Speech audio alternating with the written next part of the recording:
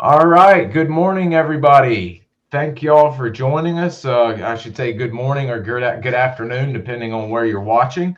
I am very excited because those of you that have been watching the channel for a while, we've been trying very hard to find a indigenous soldier, a soldier of Southeast Asian descent that actually fought in the Vietnam War alongside our special forces troops, and we've been lucky enough to find a veteran. And not only are we going to get to speak to him about his combat experience very early on when he was with the Mike forces, but also as late y'all been seeing me talk and share a lot of FANK information. We had a FANK advisor on about a month ago. Our guest today also went into the FANK program to get trained by special forces as well. So we have a lot of information to cover. Today, we're going to be talking about his entry into the military and with the Mike forces. And then probably part two and part three, we'll be covering FANK and his battles and fighting the communists in Cambodia and his trying to stay alive during Pol Pot and the Khmer Rouge uh, massacres that were going on. It's just unbelievable what our guest has gone through. But our guest today, without further ado, is Mr. Vila Chau. He goes by that's his name that he was known by the Mike Force. I will butcher his name, but as you can see, he's going by Mike Force today because we are going over the Mike Force. But without further ado, we're going to get started. And I'm thankful, Mr. Chau, for you joining us today. And without further ado, could you just tell us a little bit about yourself and where you grew up, when you were born, and we'll just go from there. Yes, my name Vila Chau, as known as Huon, and I was born in Vietnam, South Vietnam, former called South Vietnam, and I grew up with my because my father he's usually he's a work for French army, so that I able to have some type of education. I speak Vietnamese and Khmer as a Khmer that's been Cambodian. So around 1966, I decided to join Match Force. Even my parents really didn't want me to join that because they worry I may, get killed. And but I like that when you're still young, you just try to yeah, you feel like you want to join because especially like the army, we wear uniform and like rifle. And in Vietnam, if you're not a soldier, you're not able to have that kind of yeah, back then. Okay, so go ahead. What you want me to introduce more? Yes, sir. You mentioned your father worked for the French. Was he in active combat with the French, or was he helping Yeah, them out with supplies and logistics, or was he yeah, in the yeah. in He's com? better. Yeah, yeah. He's also indigenous. With friend. Yeah, and Wow, yeah. That's why wow, I uh, I grew up at most of the soldier they live in the city. Some city, station or some city, and I grew up when I grew up, and I able to have to go to school. But if you live in a village back then, in the village, rural area, they have no school, no mhm. education. Most of the Khmer people, they don't speak Vietnamese. They don't Mhm. speak because they don't learn, but they live and grow up. They just talk with each other in the Khmer. Yeah. Wow. And what part of South Vietnam did you grow up in? City, what city were you Oh, in? the city. Back now they excuse me a lot. They change name, but back then they call Chao province and south part of the South Vietnam, Chao province, and uh, and now the new government they change uh, different kind of province. They go to different name, you know. Yeah. Yes, sir. They changed quite a few names there at the end, sadly. But Chow Doc, very famous during the Tet Offensive with Drew Dix, a SF man, earning the Medal of Honor for his work in trying to liberate the city during Tet. So that's most of us know that city just from that. I'll be interested to now look into it a little bit more. Uh, Chow Doc, your hometown. Um, Yeah, Chao the province that I wounded 68 too. Chao Dog. My oh, yeah, my unit we reinforced and I wounded. Yeah, we want to discuss. I will tell you what happened. yeah. Well, Okay. I'm gonna write that down, guys. We've got a lot of stuff to talk about, so y'all bear with us, but we're gonna be covering a lot of stuff. Okay, so Chow Duck, and you mentioned schooling and such. Did you go up until school till a certain period and were like, school's not for me. I want to be in the military. That's what I want to do. Or did you go and graduate high school? No, no. Back then, it's a school. It's not the rule like is because my father he's a after a friend he tried to transfer him to the South Vietnamese army. So Mhm. he was that time he was South Vietnamese army 9 division, and they move a lot, and each time we move, and the school not same the United States. You just go there to register, sign up for school where you live. But over there, when you miss the early year and you miss you have to take you move to a new place. You have to withdraw your birth certificate at first, and they go to new area. They have no more space, no more room, no more class for you. So you have to wait for next year and another year and move to another area and same thing. A lot of things I miss. I don't finish. Yeah, I don't finish high school, Vietnam. No, but I have some formal school, especially for minority people like my family. You know, I able to speak and read and write Vietnamese. Absolutely, and I mean, you're what you're about to get into. You're about to be getting a great education and a lot more than just schoolwork. So I don't think that was too much of a problem for you with what all you were about to start learning from some of your SF compatriots and fellow soldiers. Um, Did so what officially you're a young man, as we know. I did share a photo, and I have a photo of you when you first joined the Mike forces. But when did you first come across any Americans and you start knowing that you wanted to join up?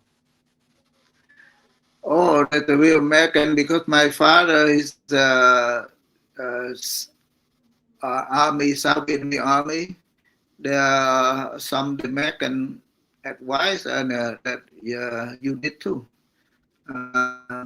So we could were able uh, to know that there was some American base around my father base, base camp, and we saw the American most every day, to travel.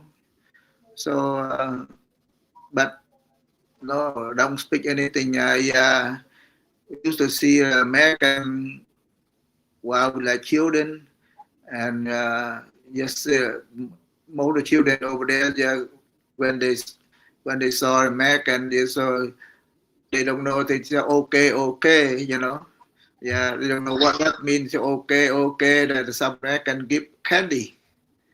Give they pass candy to the children. Yeah, so with chewing gum, something like that. That's why the children like that. Not only children there, but as well as myself when I a child.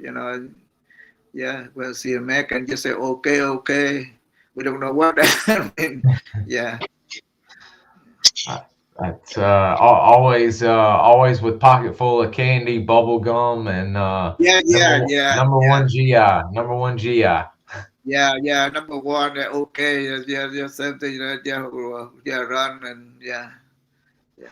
Some of That's them great. can be, they may not allow too close. They may chase, children out. But most of the people say, okay, okay. Somebody give candy, and that's why the children like when they see the American.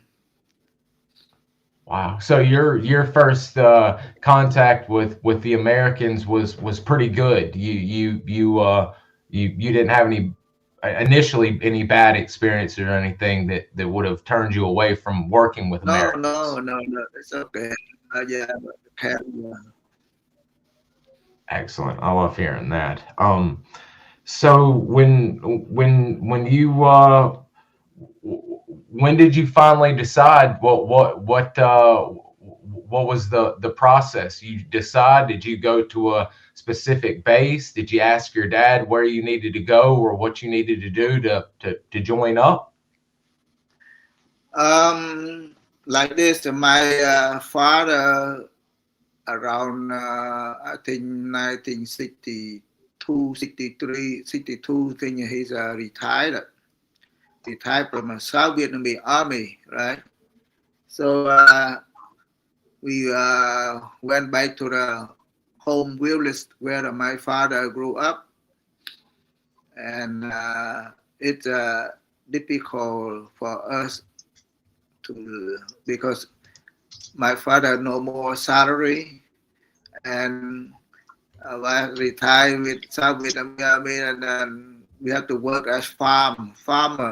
We have to grow rye or something. But my father doesn't have any land, any rye paddy for to grow rye. Plus, he gets that his parent give him some land, but he pawned because he got an army, so he didn't use that. So he pawned, he give some to somebody else, use that. He spend that money for something else. He broke, so we cannot have money to get back the land, and it like different hard. Yeah, so he one day that time I still young, and that American come to recruit indigenous, at my village. So he volunteer. He signed up, volunteer, go to match force. Yeah, that's why he joined match force. Yeah, and that time I around 14. Obviously, my age around 14 example, and then 2 years later on, that's why I went to visit him at the camp while he there. But look like he a little bit older. They just most time he not going out to combat. But yeah, he's stay in the camp, that security camp. God. when the soldier they go out to combat, and he's stay at the camp guard. And after I visit him, that's why I decide I like to, I want to join. I asked him and my father. Then they say okay, if they accept you, uh, that I sign up. I signed up, and I never thought I passed the interview, because each person they have to interview by an American. Most they make sure you are a good person, you know. They don't want yeah. So plus I'm young, and most all the people were there to say I never pass because look like I'm too young, not young, but look like too young, you know. And I say okay, I sign up anyway, and if they make an don't accept me, okay, you know uh, so when I yeah yeah that a real picture, see that are not makeup, okay. yeah yeah and then the interview, there were only at that time only eight people at my at the interview, only 8 people, uh, so the 4 or 5 people something in front of me. Yeah, they all they you know they yeah they 30, 40 something. I think they okay, but they except the American say yeah or no. And when my turn, they call my name, go one by one. So my turn, I go walk in, and I there was there they have a tribe leader like Khmer, the one the commander. He sit there with interpreter, one interpreter to translate. And the American, he's a captain. I remember that he's a captain. And we sit down in a room and a table there, and they ask me interview, ask me all kind of questions. But because I speak Vietnamese, other people they don't speak Vietnamese. So they need to translate from a tribe leader from Khmer to Vietnamese, and from in top the translate Vietnamese to English. They and the American talk by the white for they take long to communicate it. So when my turn, I don't need tribe leader to help me with Vietnamese. I answer by to the interpreter in Vietnamese. So he stunned. So, oh, you speak Vietnamese? Yeah, I speak Vietnamese. Then the American asked me, you know, what if he order me to do something? Whatever. They say, yeah, I follow the rule because you're the commander. You told me what to do. I will do that. Or that this just cut so like look like I don't know. He look like he feel he like me, the captain. So he said, yeah, you okay, and that way I'm passed. And nobody thought I'm passed. I walk out. What they say? Yeah, okay. Oh, a lot of people they wait outside. They say they couldn't believe that. You know. Then about 2 hours later, I come back to a supply room. He told me to come by supply room to issue the uniform equipment. Yeah, He also paid you, didn't he? Right off the bat. yeah. He also paid you, didn't he? So you could get your hair cut and Oh all yeah, that. yeah, yeah. He give me okay. Say yeah. He give me because I usually keep my hair long, a little bit long. And I say okay. You give he give me 50 Vietnamese money equal Yes. American about $2 something like that. And I thought maybe why he give me money for that? I say, oh, your hair, you have to go out, go to haircut, okay? Have a haircut, and I got haircut. Yeah, about not even 50 cents American, you know, and the rest, and I still I have food, and I say keep that, and later on I come back to get equipment. Yeah, and And that he went ahead and gave you your tiger stripes, your 30 cal M2 carbine, and 5 rounds, your five mags, the 15 round mags, and I think like 250 rounds of ammo, and went yeah, ahead and made your payroll card and got you an extra photo, I think, didn't he? yeah. That was That nice of him to do. that the payroll is because we make for they have no army serial number, so they have to you have to your picture, your name, and your army's other the serial number of your weapon. Each time you get paid. Yeah, and on payday, you walk in, you carry your rifle with you, and they look at the payroll card, your picture, and your name, and they make sure the rifle you carry is a army serial number on a weapon. Yeah, the mask. Yeah. That's interesting. I did not know that's but that's a good way of keeping up and a simplified way of paying you guys like that. That's pretty cool. I didn't know that. Yeah. Once you get all of your, as they call it, admin stuff taken care of, and you get your gear and all of that, what's the next step for you being a fresh young guy on the compound?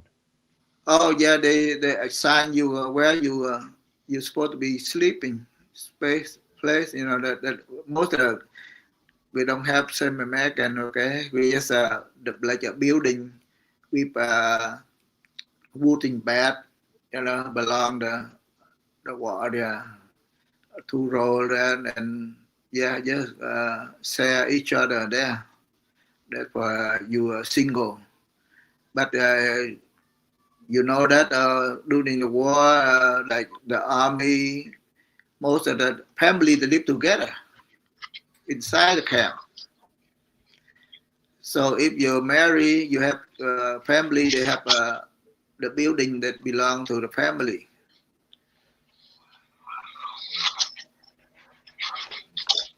Now, how there weren't that many new guys coming in that you mentioned.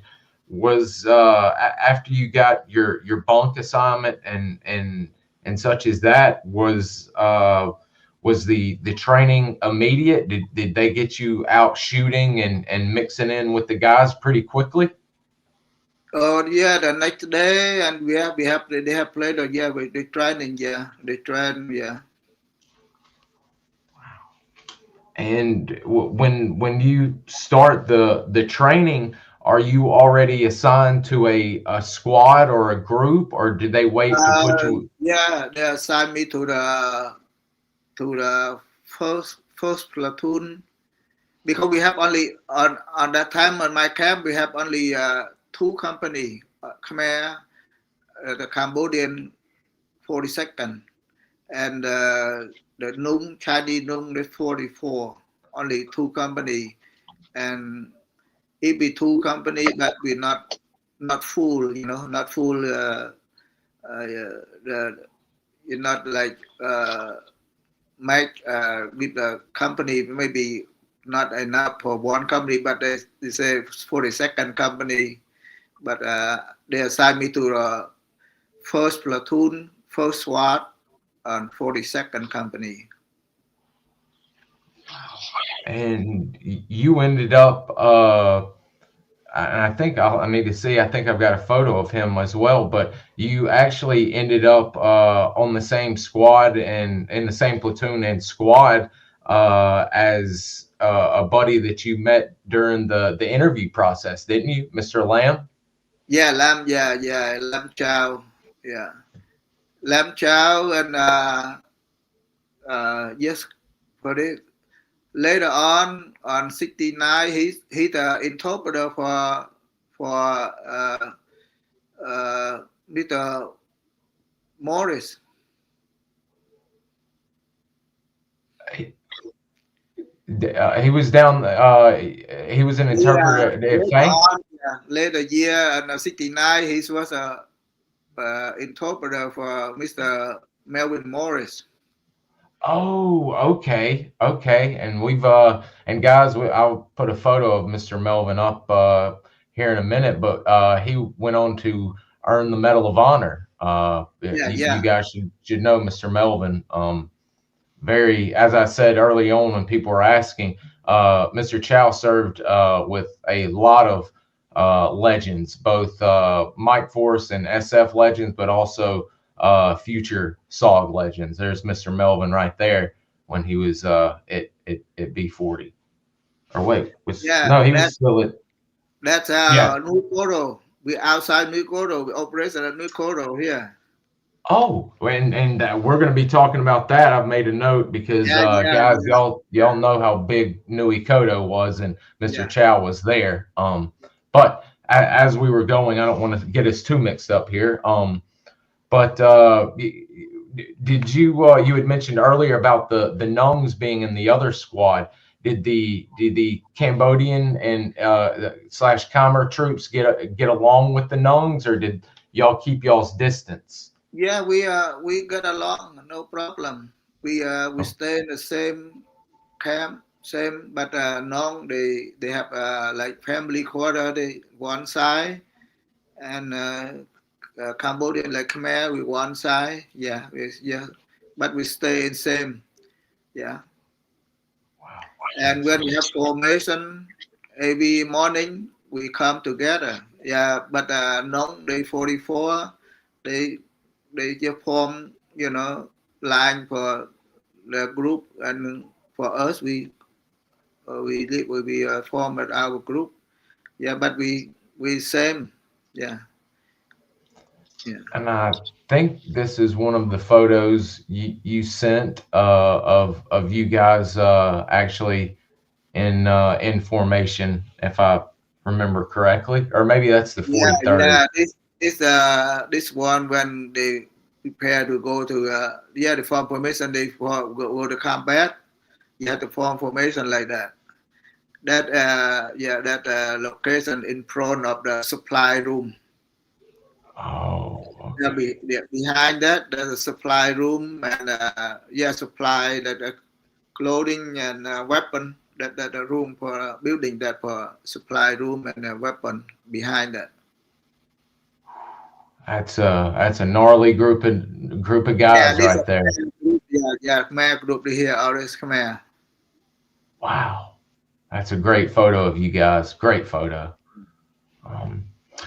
And wow, I mean, it's going quick for you as a 14, 15-year-old here. And very interesting. It's very quick. You finished basic training, and then I think you had to wait because it is coming up in my notes that we took that in a bit you do go to jump training down in the train. But or did y'all do that before the operations took place? In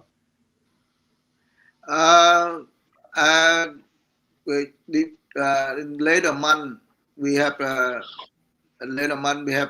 go to the training. Yeah, all my company, all of them go. Yeah, whole company go to training for jump. Wow. And is that put on by just the camp, or are y'all going down there to the Special Forces headquarters and 5th group putting it on and all of that? No, the this go to Nha Trang is far away, not close. We have to travel by airplane, transport by airplane to two parts. From there we go to from our camp. We have called a C-123. Transport us to Canter. After we get to Canter, we transfer to C-130 because C-130 is lost. From C-130 go to Nha Trang. Yeah, Nha Trang. Then we get out and we got on a convoy truck take to the camp. Yeah, but that Nha Trang is a lot of base for different unit from like American. We have different kind unit, but that I don't know because I'm not live there, you know. But yeah, we go to training. Yeah. Wow. And what was that? What was that? Well, first off, before what training was like, was that your first airplane ride? Oh, say again, please. Was that your first time in an airplane going to Nha Trang? Oh, yeah. Yeah, Go yeah. to Canter and go to Nha Trang. Yeah. Wow, that must have been quite the experience doing your first plane ride to the school, and then when you get to the school, you're going to be jumping out of airplanes. That's a Yeah. pretty quick. We have to practice. We have to practice jump uh, because when that time my unit we practice 2 weeks. To Yeah, after 2 weeks, then we jump. We jump from when jump we not jump Nha Trang. We jump far away. The plane they go to called Dong Batin. Uh, I don't know how far the plane flew to about 15 or 20 minutes something to the jump some site they call Dong Batin. And by my training we jump from C-47. We not jump big plane. My group we jump only from C-47, the World War II plane. Yeah. were you pretty nervous about jumping out? Oh, yeah. Yeah. But more the instructor look like I don't know while I train and they look like they know I'm look like a boy, you know. They come to look like they teasing me all every day. They say this, they say, hey, when you jump through interpreter, you know, because I don't speak, maybe speak okay, yeah or no, something, but not many, not much. And say, hey, they encourage me to have to jump. Don't let them push you. Okay, I say, yeah, I promise I jump. Don't worry. Yeah, and you say it's nervous, but your job you have to do that. Yeah, you have to do. Yeah. You want to be a Mike Force man, you got to jump from airplanes. Yeah. And plus, you get after you jump and you graduate, you have certificate. You get the certificate that they get $1,000 for a month add on top of the salary. This one sixth of the salary of the yeah. It's some civilian I don't know, but for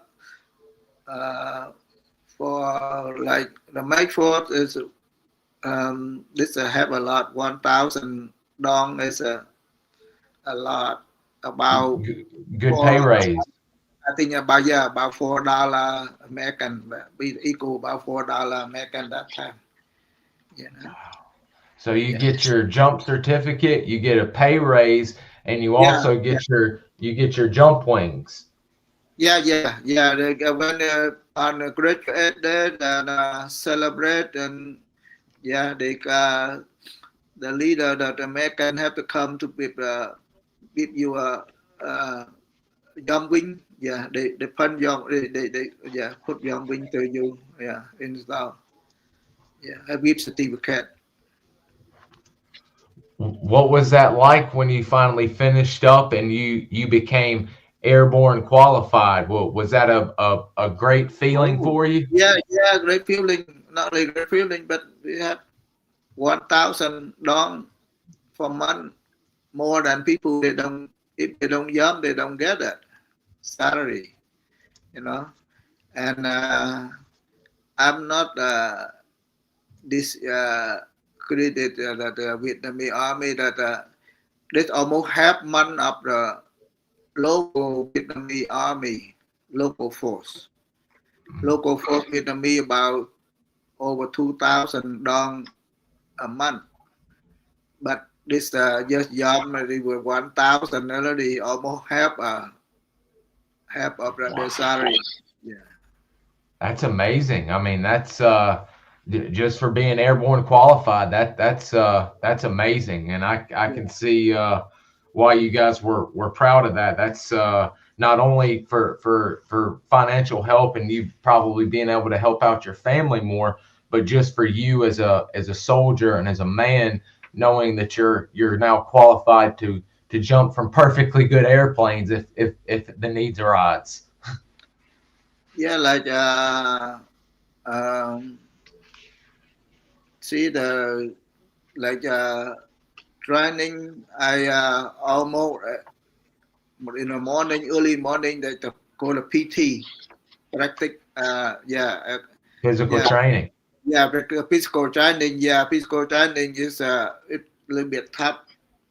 I'm young. Sometimes I'm not get up with the group, you know. And what happened if you fall behind, and you get punished.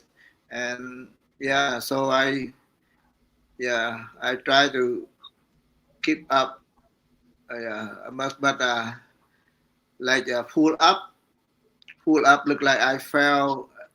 Yeah, full up almost I fell every single time. Why? Because I never exercise. You know, never exercise like the American. Yeah, like so. You pull up 10 times. I get about 3 or 4. I have to drop, and when you're not able to make 10 times like that, and they punish you, you have to push up 10 times. Then you go to line up with another group. Yeah, you go to They're next step. Yeah. they're doing it. It sounds like I'm not a veteran, but I speak to many veterans, and it sounds like they were keeping you guys in line like they do here in the States. The airborne training that the recruits go through here, physical Yeah, training, they train the very same. tough. Yeah, they train the same. And plus, yeah, like usually you sleeping, and they say look like 5 o'clock something, 5:30. They wake you up when you heard the whistle, like whoo, and you have to run out to line up, form formation. And while you while you're sleeping and you take off the boot, you take off the clothes, you not have time to put on. So when you slow, they punish you. The instructor, yeah, the all kind of tough, yeah, tough, not easy, yeah. So Did when you guys got your jumps completed and you were officially airborne qualified, did they give y'all a little downtime to celebrate before y'all went back to The Mike Yeah, Force? we celebrate at that area.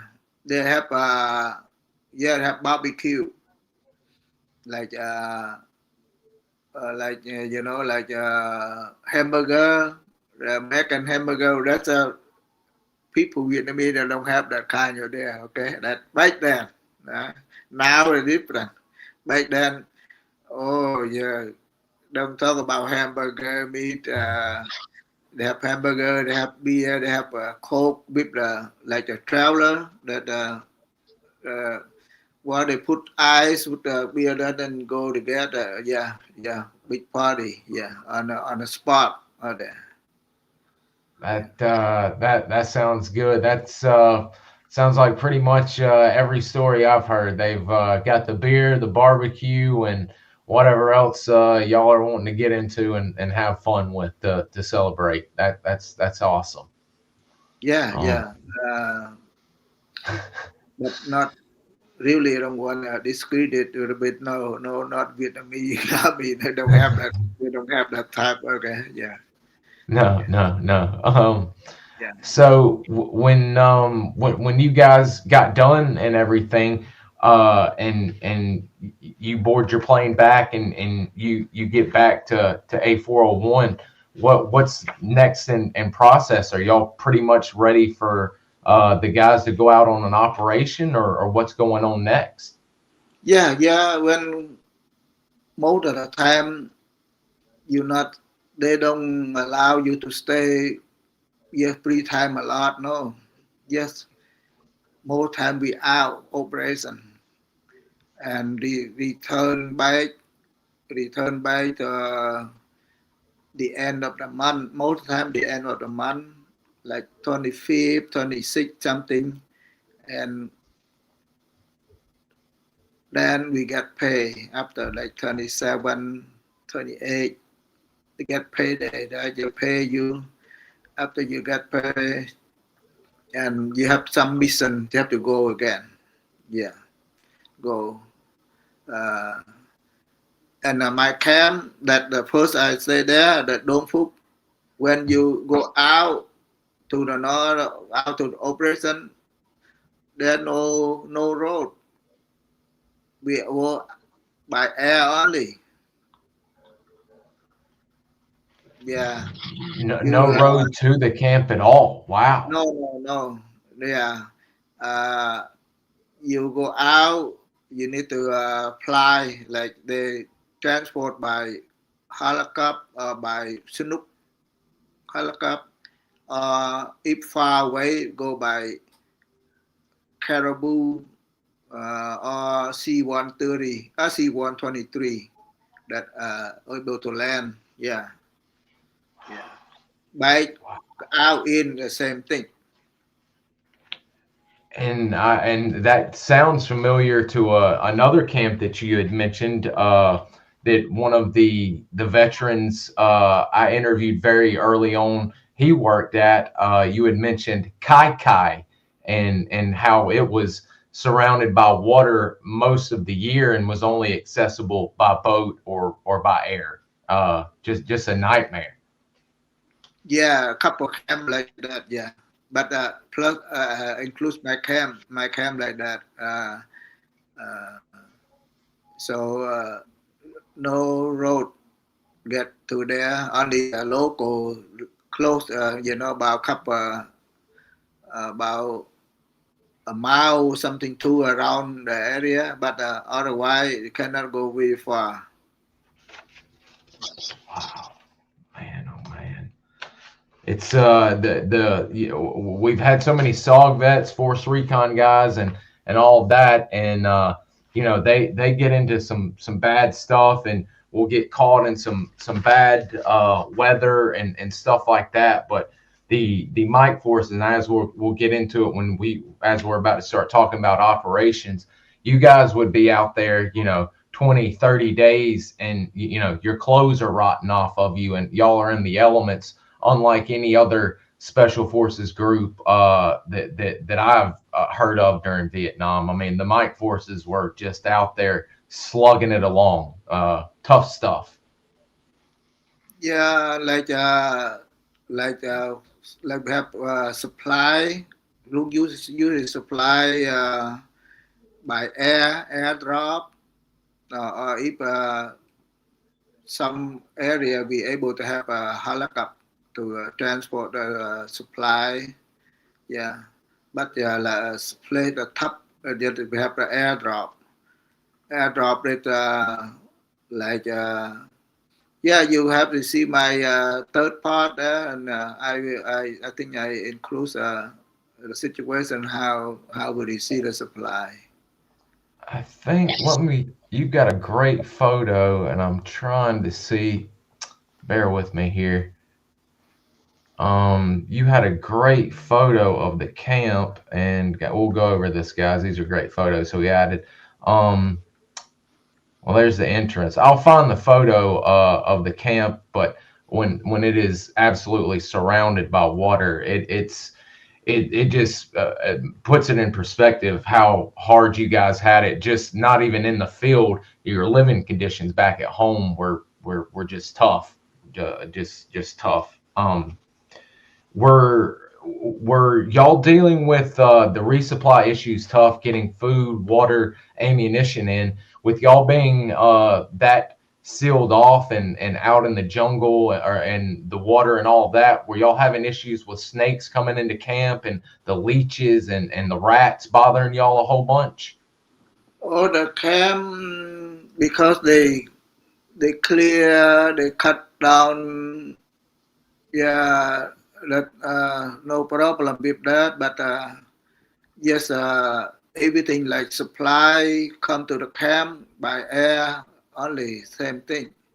Yeah, all supply. But the water, I don't know how American drink that time. But for Vietnamese, like for Khmer, we will soldier there. We just water from the well. They dig the well, and yeah, we just drink like that. I don't. But if you go to combat operation, we have a water tablet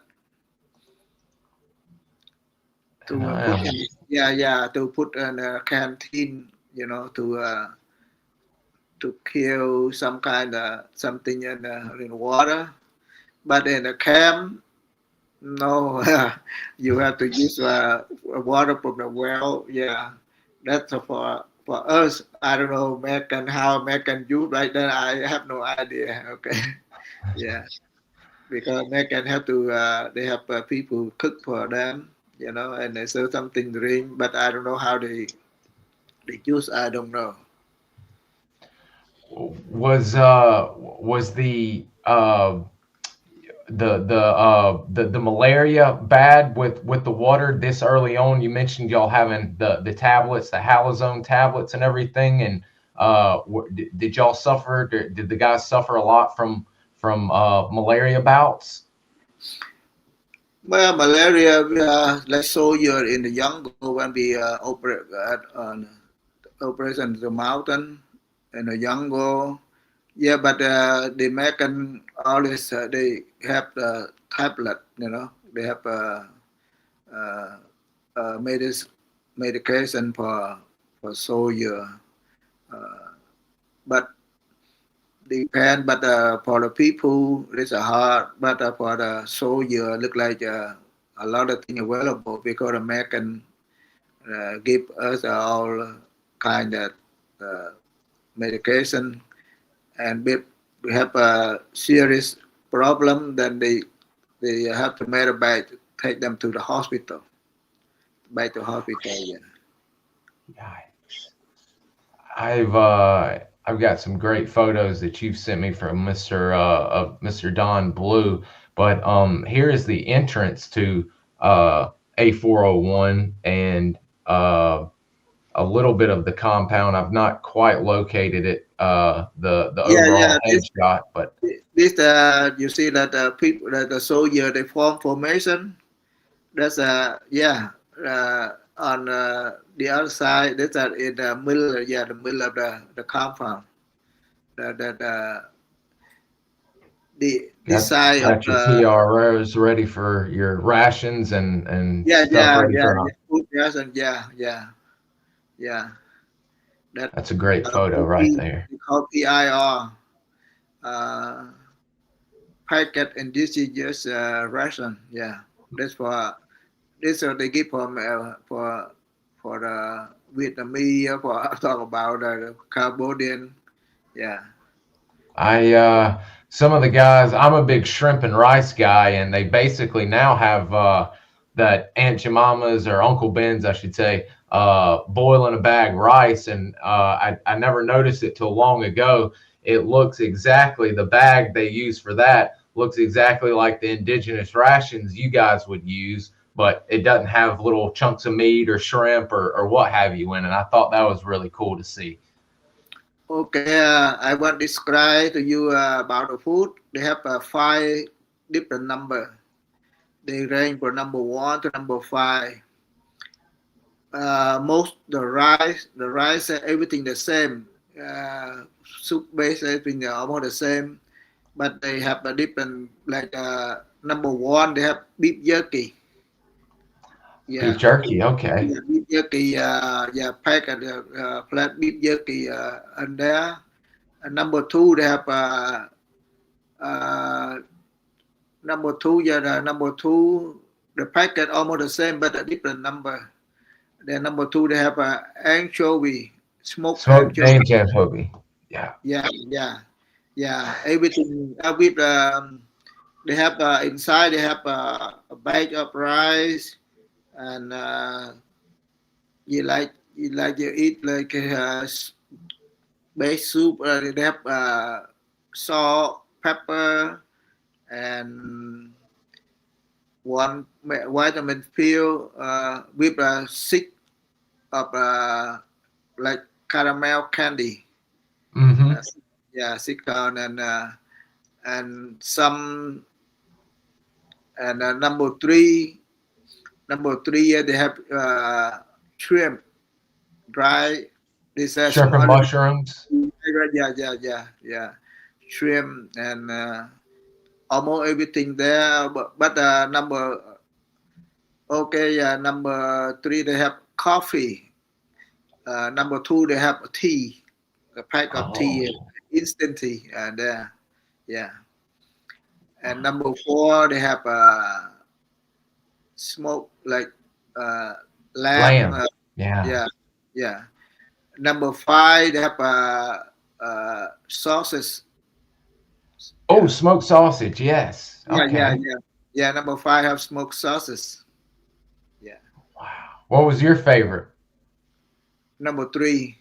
Number 3. Good. Shrimp and mushrooms. Yeah, mushroom shrimp, and when you cook and the shrimp pop up, look like big shrimp. Yeah. That tastes good. Heck, you got me now. I may have to eat some shrimp later on since talking about this.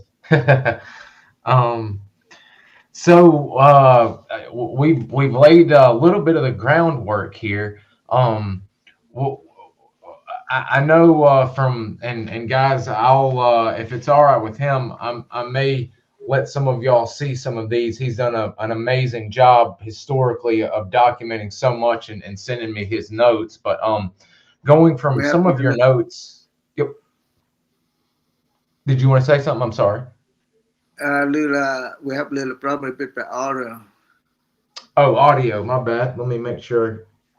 I was going to say that it looked like from there at the beginning, and remember, you're only 14 or 15 years old, that on some of the initial operations that you and Chao Lam would sneak into the column and attempt to go out on operations, and they weren't quite ready for you guys to quite go out, and would get y'all to go back to the compound. Yeah, they because the platoon leader he assumed that we may not able to keep up with them when walking, and they he thought when get tired maybe we were not able to keep up and nobody able to help that.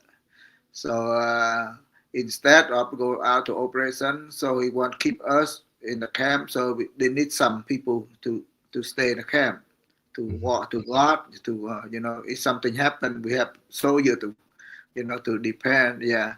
So, but when you stay, when they move, they go out like that, and we are there stay.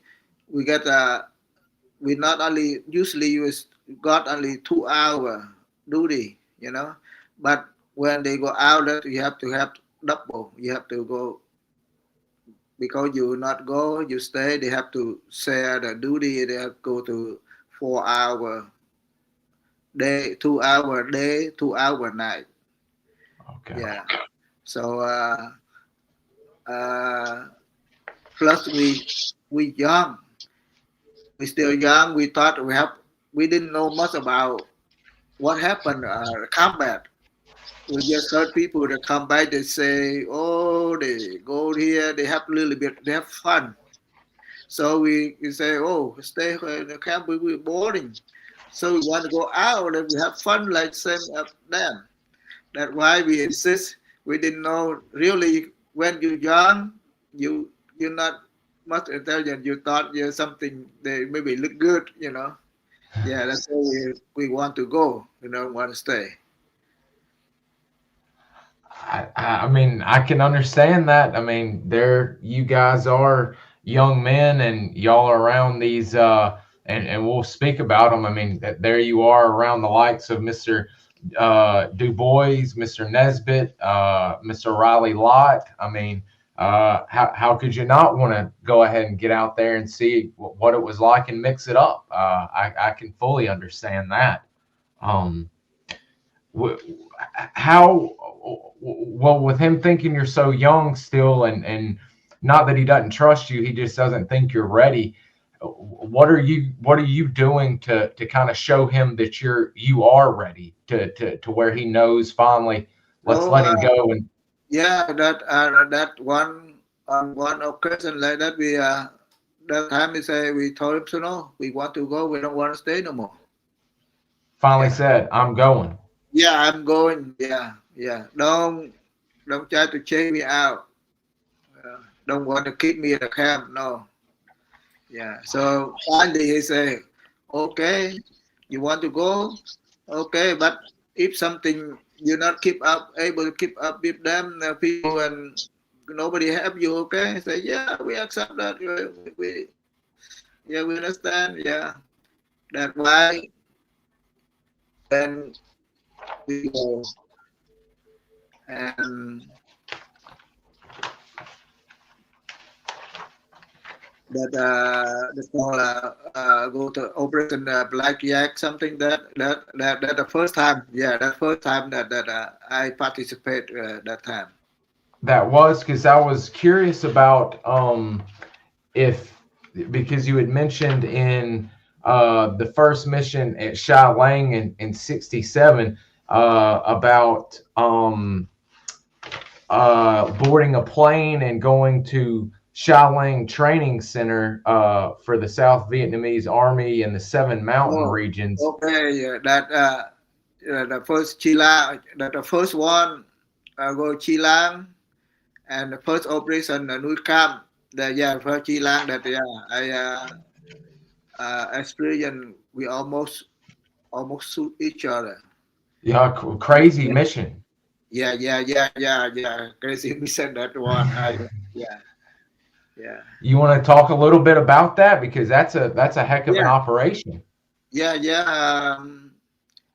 See, after we arrived at Chilang and we marched Chilang at a South Vietnamese training center. And the training center, inside the training center, they have a air trip. The airplane able to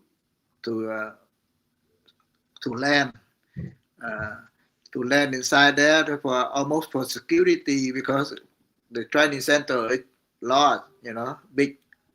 They have a air trip, and so after we land there and we march single line, walk out outside the Chilang is the mountain.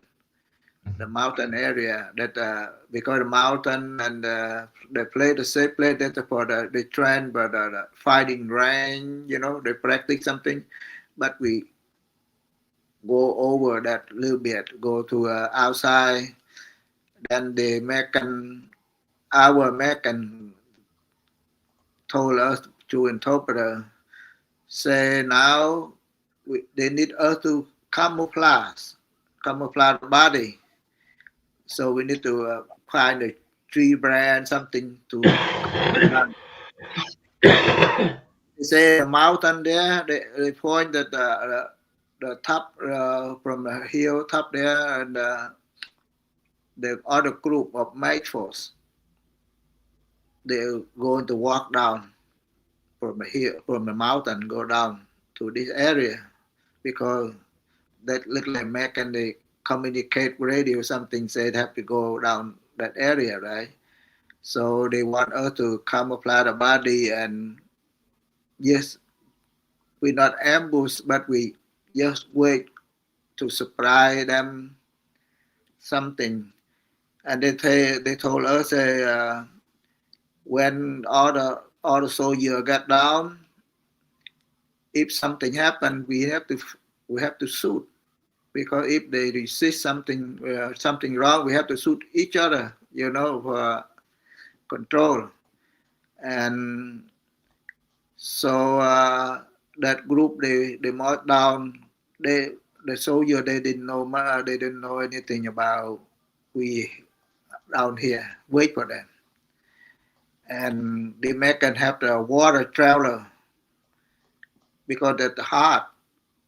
The weather hard and they need water. They need when they come down they need hot water to drink. So the water traveler that the American borrow from the MACV, that the American advisor for Vietnamese, that the water traveler then they will put water, they park in the rice paddy, open rice paddy. And when the soldier come down, those soldiers come down, they didn't know us. We hid in a young bush, and they didn't know. And when they come down, the American welcome them, American side welcome down, say, okay, they form formation. Our form formation, and the American true interpreter say, hey, we have a water traveler park there, and everybody able to get water, but just take your canteen with you, only canteen. The weapon is a stack weapon, but those soldiers, I don't know why they didn't know how you in combat you stack weapon. When you stack weapon, you mean that you don't have nothing to protect yourself, right? If something happen, right? This is combat, not in a camp. Okay, in a camp, you okay. But they stack weapon like order. Say, oh, you have stack weapon. They stack weapon all of them.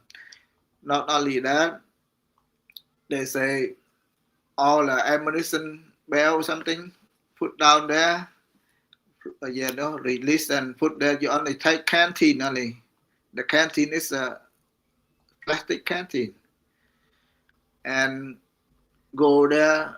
They park at the right paddy, open there and go get water. Everybody eager to get water. They thirsty, right?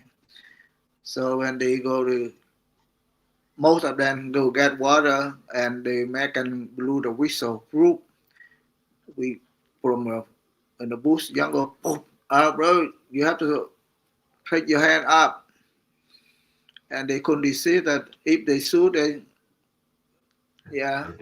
So we move forward. Disarm, take people that steal something have we have searched all of the body, take all the grenade or something, they steal something that are able to take all of that out. Then we have to wrap all the ammunition, all the rifle, everything, the truck. They make and borrow the truck, army truck from the Vietnamese and the Chinese center come, and or take or they put in the truck, and we escort them. We protect, told them to go. Yeah, go to the inside the training center. We got them. Then the next day they sleep and they sleep open that in the grass field there. And American give them food like free, the food packet for them, for water, for the drink, for the eat. That that that even that afternoon and until the night time sleep, and early morning the airplane come from Cantor, and yeah, now they get all of them. They get 5. Yeah, I don't know, about a couple hundred. They get 5, and the stun. What happened? Like all of them, they use AR-15. The unit, and us we get a carbine M2. Yeah. So couldn't believe that. What? Same Bedford. What wrong? What wrong? Yeah. That's why that the weapon from that unit we collect that. That's why the camp later on American give us the AR-15. Yeah, which changed. So you Yeah, got to use those AR-15s that they were no longer needing. yeah. And I don't know why the American we have same method, right? Why the other unit they get rid of better weapon, and this unit we have a different head, and their camp, I don't know, not far away from. If you talk about Mao, but if be able to transfer by road and about 30, 40 miles, something example, But location, don't ask me. I back then, no, talk about travel, go there, no. Yeah, don't know. I mean, I can't believe. I mean, it's a wonder, and thank the heavens and the good lords that you guys didn't get in a gun battle with them. And I mean, it almost sounds like they kind of took the Americans hostage a bit there at one point. Yeah. At first, this I really didn't know exactly what happened, right? But this the word passed from like people they talk to interpreter and they say something. Yeah, look like they refused to go to operation.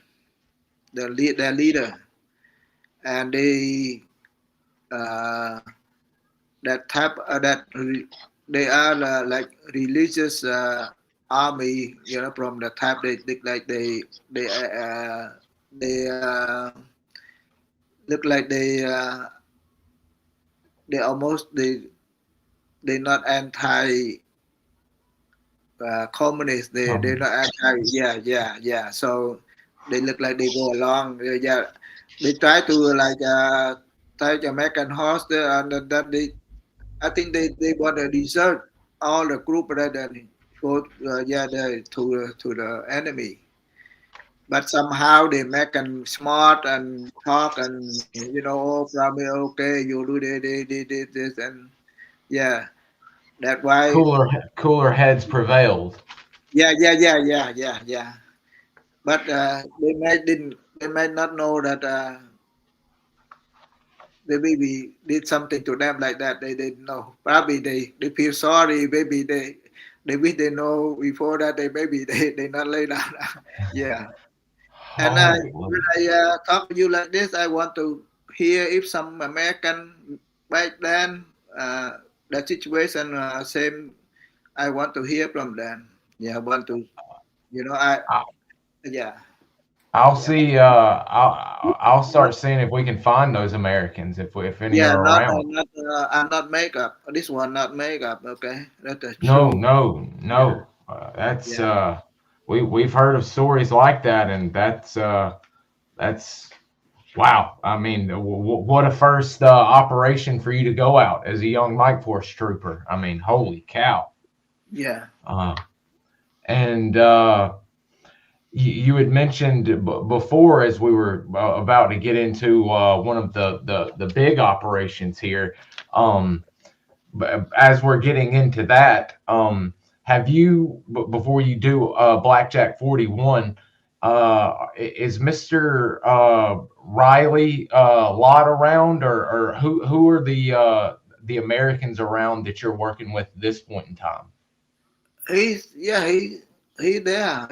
But for me exactly because long too many years now, you know. But he was there. Yeah, he was there, and so yeah. There's Mr. John Nesbitt. Yeah. And you, legendary Mike Force man as well. I had a great photo of that you had of Mr. Riley. And there's a ton, and I wanted to show Mr. John Dubose my favorite photo of him that I think you'll get a kick out of that he sent me. Gosh, where's Mr. Riley at? Ah, here he is. Great photo of Mr. Riley right there. Yeah. And I'm not sure where he was at. This gentleman has a 3-corps. I'm wearing a 3-corps shirt today, and he's got not 3-corps. That's all Mike Force. They have the same. Oh, okay. I thought the dagger was the indicator of 3. Okay. No. Okay. I give you detail about that's a shoulder pad. Okay. Okay. Yes, sir. Absolutely. Yeah, that's a shoulder pad. Shoulder pad is made for the 1965 to 1967. Is a skull that skull and crossbone or the dagger? Yeah, crossbone. Yeah. Okay. And this one 1967. Yeah. This one 1965 to 1967. Oh, okay. Yeah. There we go. Now we're literally learning something new every day here. Okay. And the other one you just showed me, that's a 67 to 68. Okay. Here's Mr. John Dubois, and there's the patch you were just talking about right there. That's Mr. Jim McKay right there with the snake, and there's Mr. John right there. Yeah. And he hated that snake. You can look on his face. He was telling me he absolutely despised having that snake around him. Yeah, the chain. Yeah. And got some great Mike Force operations. I think Mr. John's in this photo as well. I'll have to look around for him, but great Mike Force photos. But there are tons of guys around it at this point in time. Did you? We are at an hour and 15 minutes. Do you think? I think we probably got enough time to do a little bit of the Blackjack 41 operation. I still have time. No problem. For me, about you, I don't know. Okay. Yeah, I just want to make sure I wasn't holding you up. Yeah. I alone here today in a room. Well, that means we got you all to ourselves then. Yeah. Could you let us know a little bit the Blackjack operations? They were all through the 2, 3, and 4 corps. There's several books written about them. I've got some photos from one of those operations, but could you tell us a little bit about how the Blackjack operation was different from a normal Mike Force operation as you're leading into talking about the mission? Really, I think the same, at the same, but look like I think they made and try to label, put that for the time how we operation that's it. But everything look like we search and destroy the enemy. That's the same thing. Not really special, you know. but depend on what part, because at Port Call we go to that area that top we have they have because the mountain jungle, and that's why a lot of enemy they operate that area. So most are local. That Vietnamese government, like the Vietnamese army, they have a different type of army. They not always combat. Like they say local force. They only like they stay in the outpost, the small about one platoon to protect, and daytime they able to walk around and witness the security, but they at night time they stay inside with barbed wire, protect them. They got uh, that why we call that the enemy they able to they walk free around that area. They don't worry about the local force to do something. Not yeah. And so that's why only for us like Mike Ford or South Vietnamese infantry, that area they have South Vietnamese 9 division, South Vietnamese Ranger,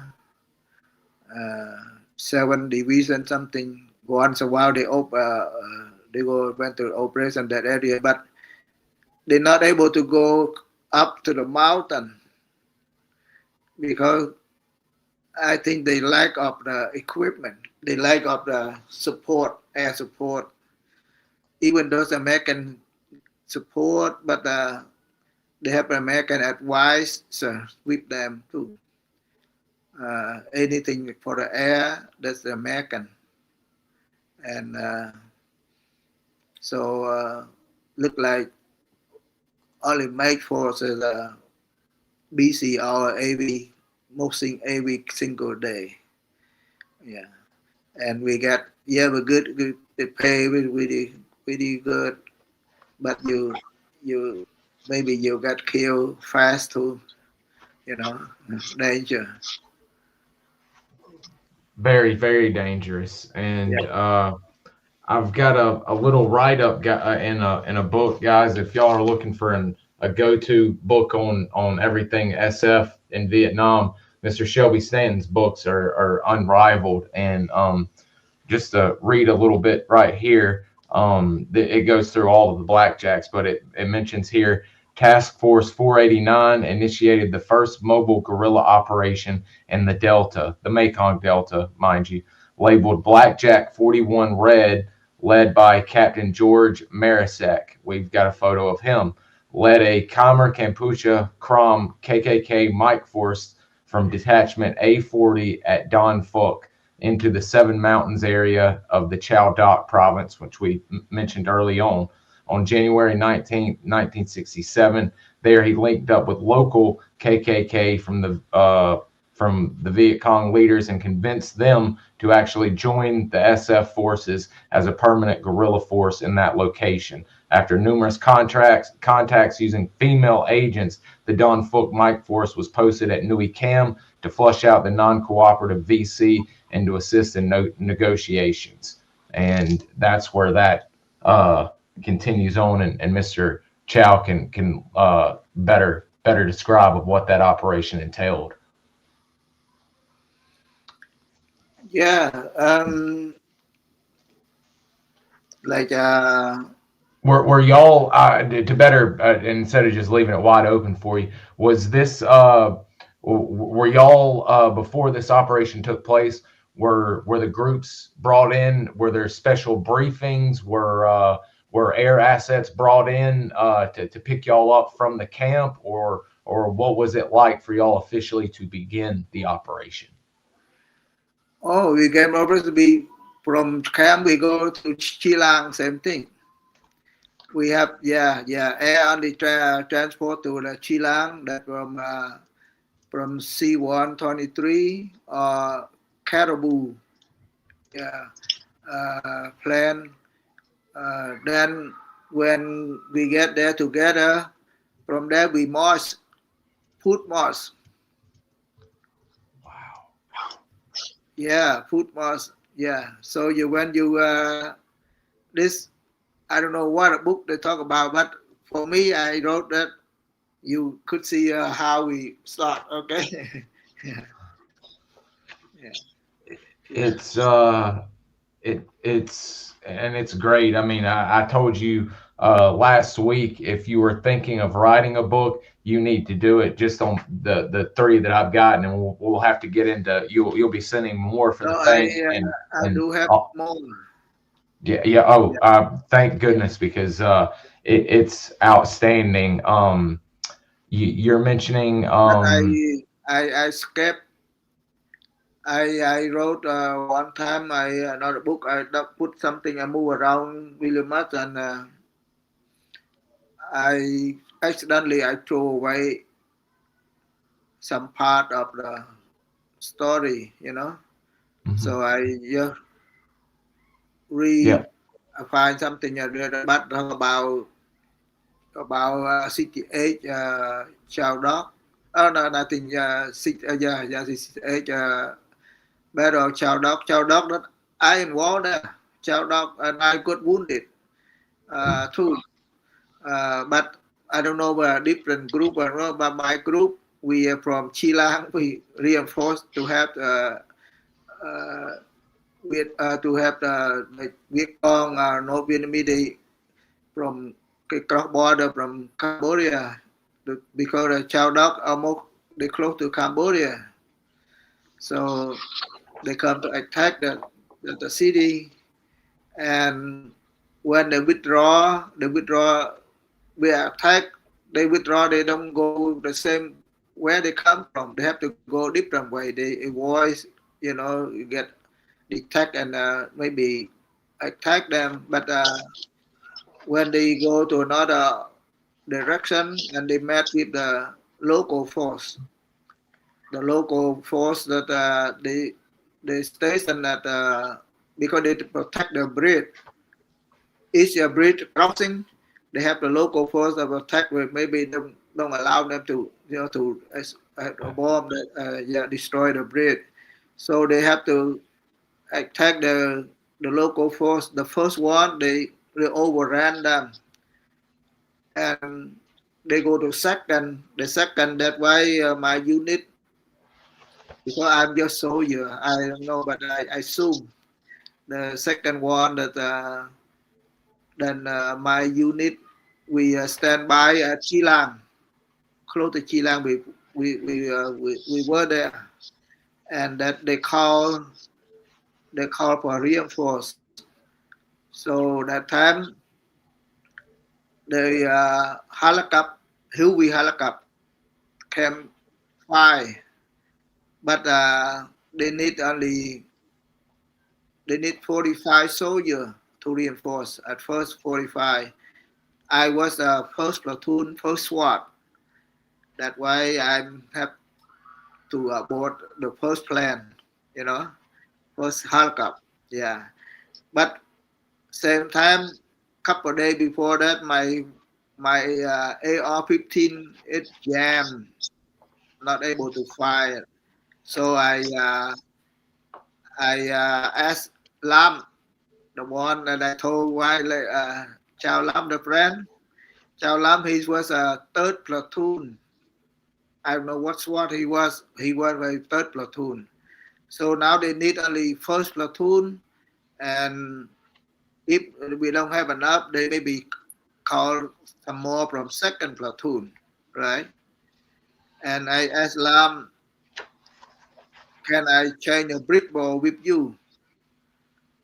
He said, why? He said, my brick ball is not able not to use it. I cannot fire it.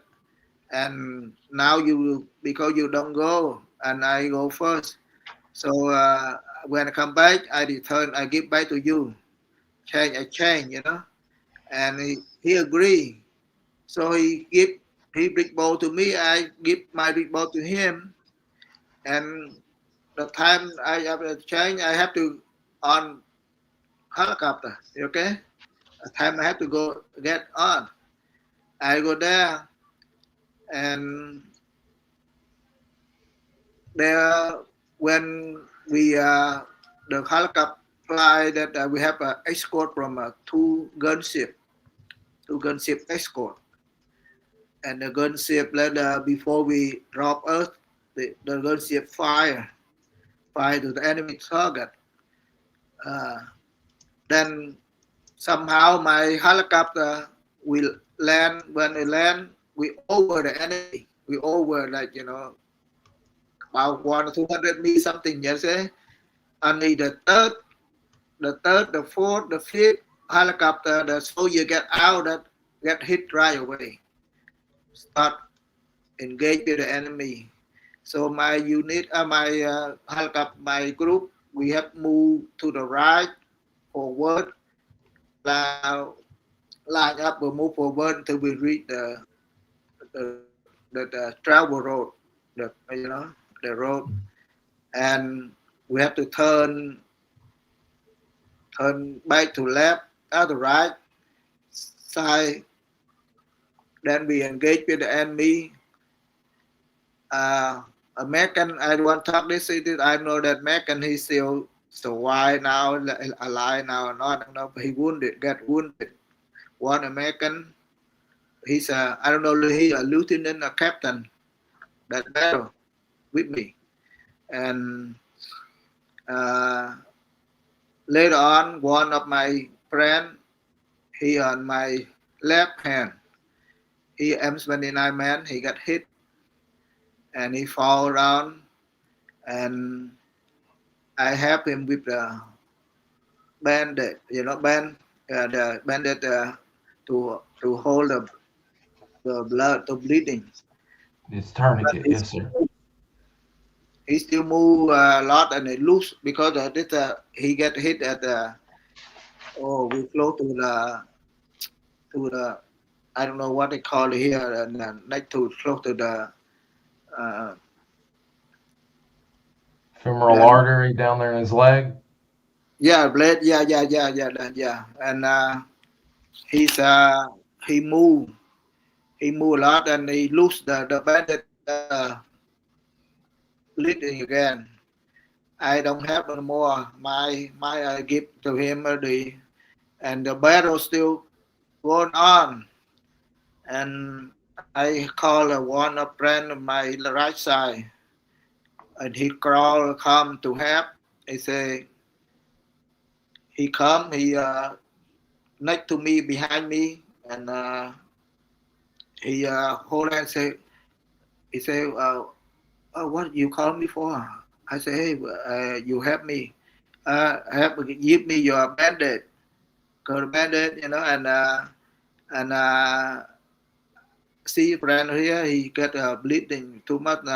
I don't have anymore. So when I put bandage to him, and you help me a hand, give me a hand, pull him to the rear. So for Medevac, then he say he have we put a power the with bandage here, the white belt here, open. He say here, I just turn around to wrap from him, just turn around, boom, hit him. Right here, my neck here, boom here to here, and I fall. I thought I kill, I die.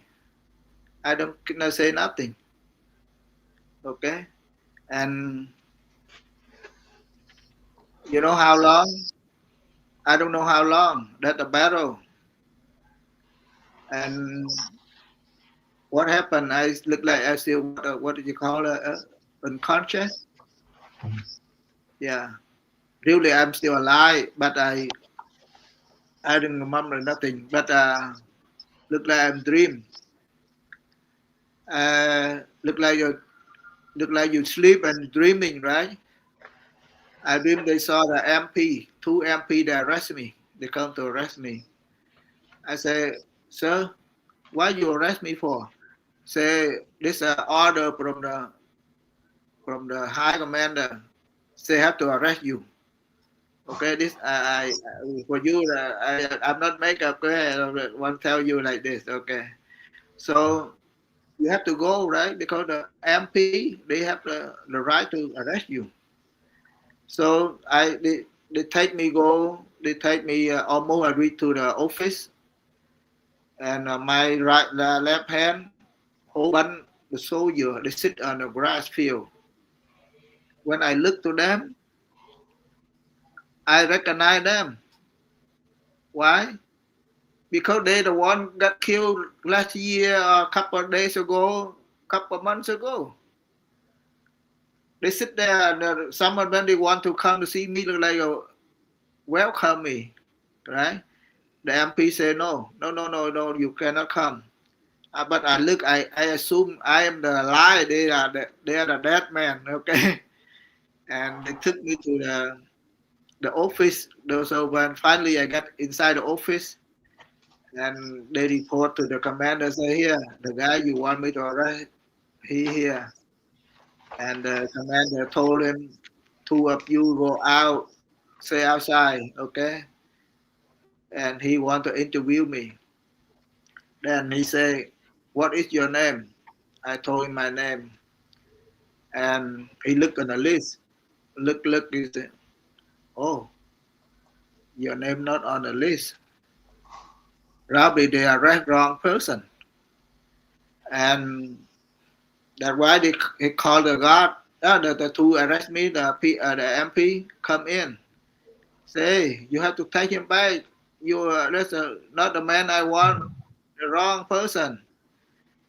That's why when they say release me, my eye open. How I open, I still lay on the ground, on the barrel. I don't know how long. Okay, and I wonder, oh, I'm still alive or I'm dead. And but my neck here, all blood, you know, blood all the way over, and I lay down on the ground, and I use my hand, I cut the grass, I to the grass, I feel, I said the real grass. You saw I'm alive. I'm not dead. And I remember the one a person I call him come to help. He the one that got killed. He the one they fire group that hit me and hit him. He got killed right away. I didn't know that. He lay there, and I had to talking blood like sputum, that in my throat. I say Kim. I still remember his name. Say Kim. Can you help me, please? I'm wounded. No answer. No nothing. I say, hey, this one, I really stupid myself. I later remember. My rifle I drop on the ground. I say, when you go to the camp, take my rifle with you. I go to look for medic. I heard a friendly fire still on my right. So I crawl there. I crawl to find a friend. I crawl there until I reach the canal. Canal is water, not really shallow.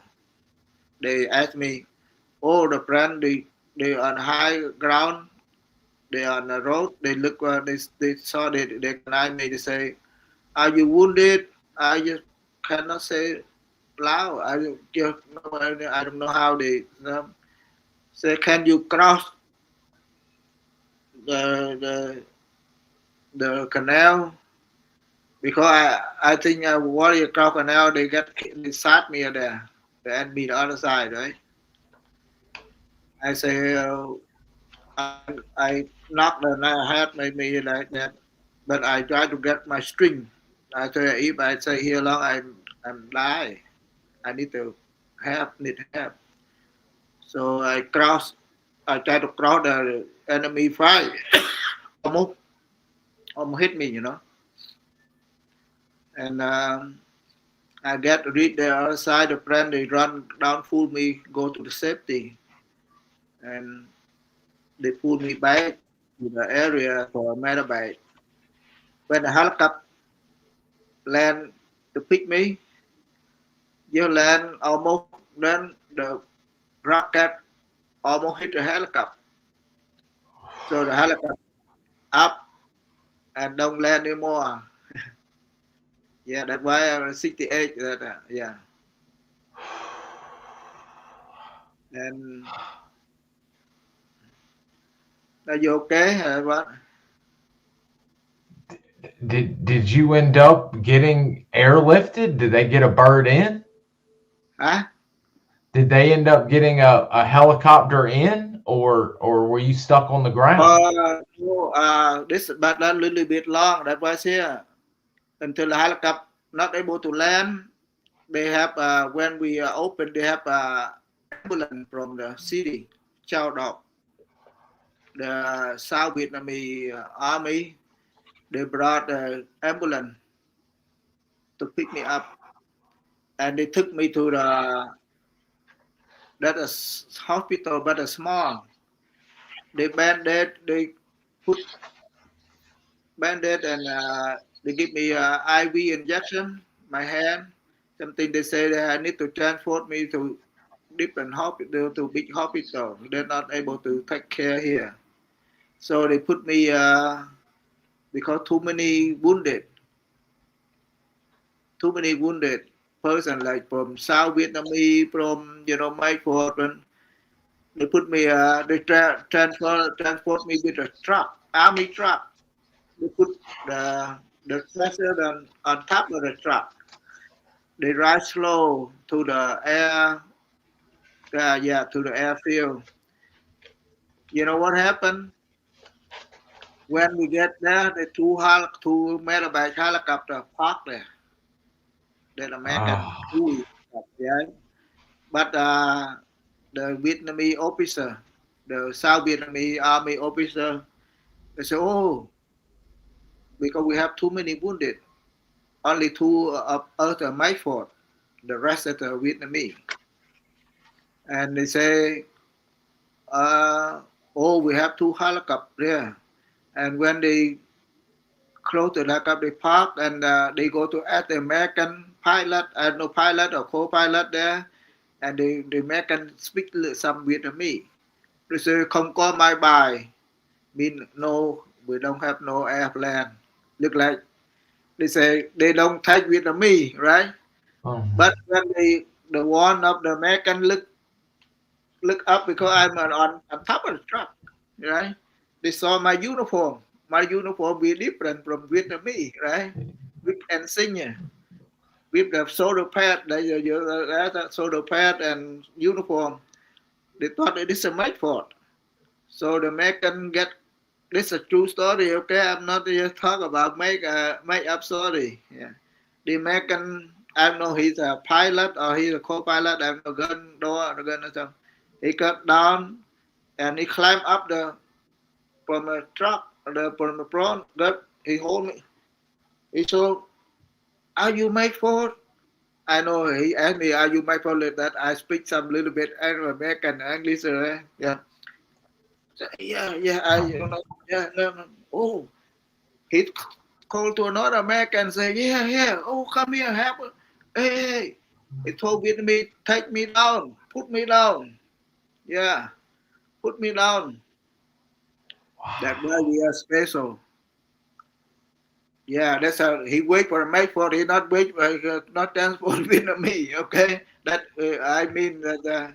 Yeah, I, that's why. I, we've heard some stories about the Americans not getting along with a lot of the South Vietnamese because they weren't in the eyes of the Americans, and we've got a SOG man in here who will back that up.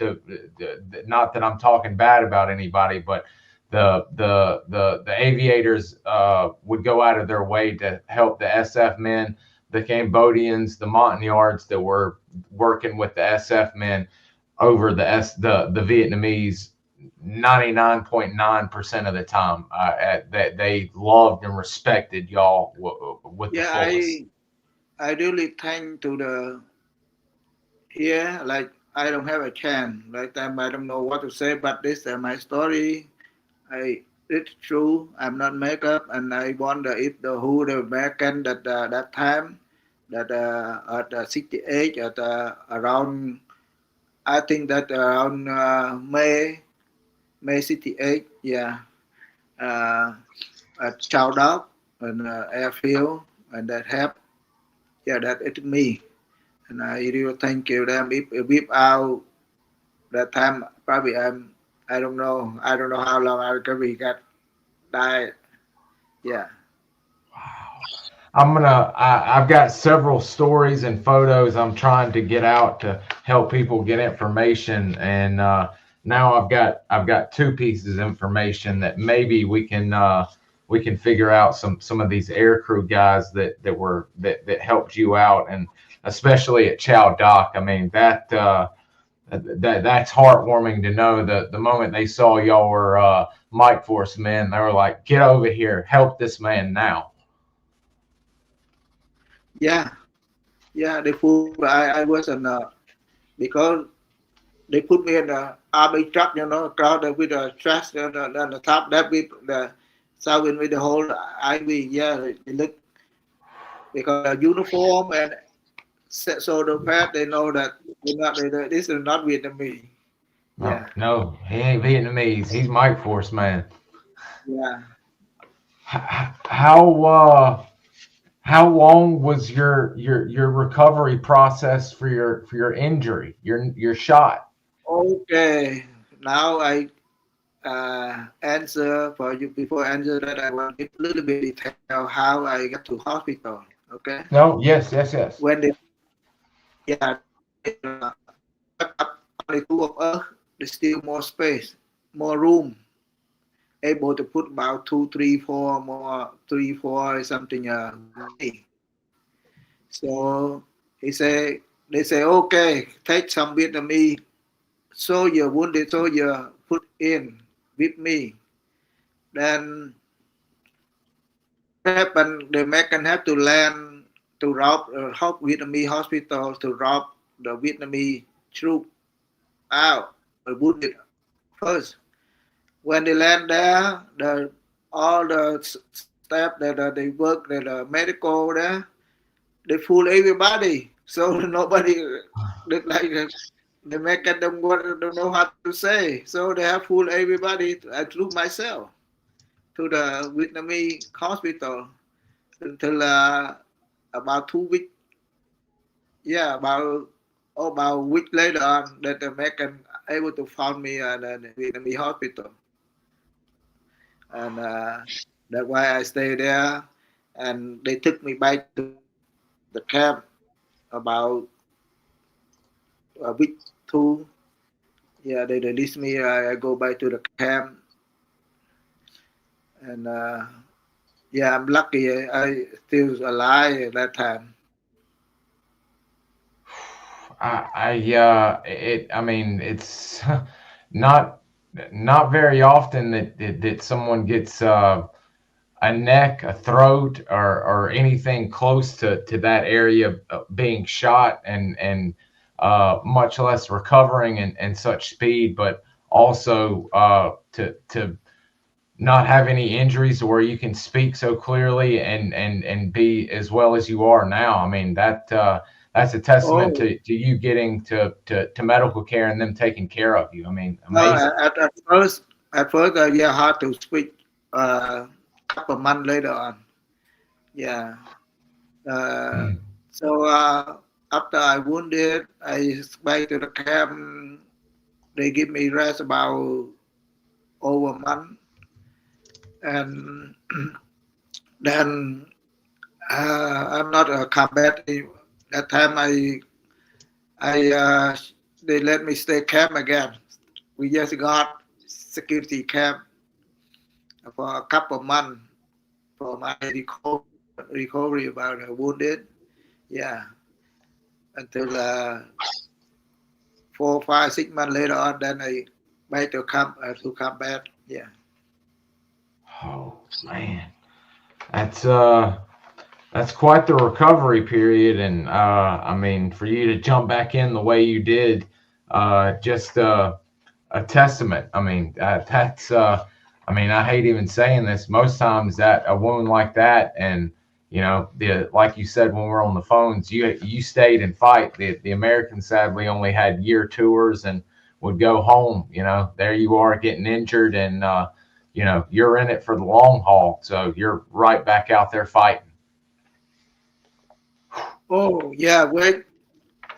Now can I go back a little bit? Okay. But Mhm. I do that. Now Lam, when I come back to the camp, friend asked me what happened to Lam. What happened? I have no idea because the group of soldiers they still out there, they fighting, right? All the people they somehow they know. They say Lam, I don't know. Say Lam went with you. Yeah, yeah, this one. Uh, he go to the no. He's supposed not to go. He's supposed to be on third platoon. I changed a brick ball with him because my gun not able to fire. How he know that? So I don't know who I able to talk because Lam not there. When the soldier come back from the operation, they ask me what happened to Lam. Lam, I don't know. I say Lam wounded, but where? Because this a couple of months now, you know, and he didn't show up. And I have no idea. We don't have phone. The whole here we have phone. You call it over right there. Don't talk about phone nowadays. Yeah. So until about 6 months later on, he show up. Yeah. After 6 months, he show up in the camp. I stunned. Whoa. Oh, you still alive? What happened to you? He say, you know what? I can be report with you, but I because I saw that you go and they need they sought one more person. They need one more volunteer to be 45, 45th, right? So he forgot about the brick ball. So he volunteered to go to make 45. And when they jump out, the went up the who we helicopter drop him soldier down, and he got hit and fire, and he fire back, and the weapon not able to fire. So he say he cock, cock weapon, cold weapon, still not able to fire. And then he hold he AR-15 the handle, the hold it. He say he hold it, and a bullet hit right here, through here. Yeah, and he dropped the gun. He dropped the AR-15 down, and he hold it, and another bullet hit what do you call here? This Your is knuckle. knuckle. Yeah, yeah, hit right the three knuckle. That boom there. He dropped down, and also two of bullet hit he leg, he thigh, but not bone. Yeah, he's total about 5 or 6 bullet hit him, and yeah, the Medevac helicopter took him. You know where they took him to? To No. the probably he go with American. I think the American answer they say wounded. The lieutenant they took him to the hospital in far away Huon Chau, over all Saigon. This is all the far way away. to all the way to south to Vung Tau. Yeah, yeah, yeah. he stayed there for 6 months. Wow. And because no Vietnamese, only him, he come by, he speak English fluent. had to learn to talk. Yeah, that's why then he became interpreter. He worked for Morris. He interpreter for maybe Morris. Wow. So him getting shot and spending 6 months around all that and not being able to speak with Vietnamese, that ended up helping him when he was with Mr. Melvin. Yeah, he's communicate with American in a ship. Yeah, hospital ship. Yeah. Wow. Then he speak English. Whoa, very good. Oh yeah. Oh yeah. Yeah. Yeah. Did he lose his hand? Yeah, they stitch it and here and yeah, but he hand look like he still use rifle, but yeah, but yeah, he walk okay. Yeah. He For okay, but that. it still messed him up a good bit though. Yeah. Yeah. Yeah. Oh And man.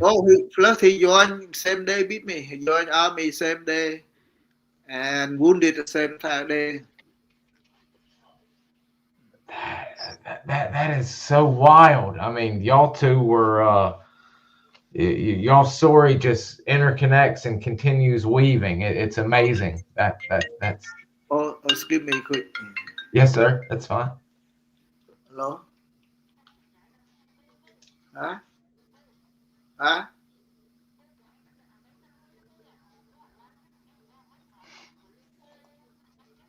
Let's see. We'll do, if y'all got some questions, y'all get them in, and we'll hit some questions. Okay, okay.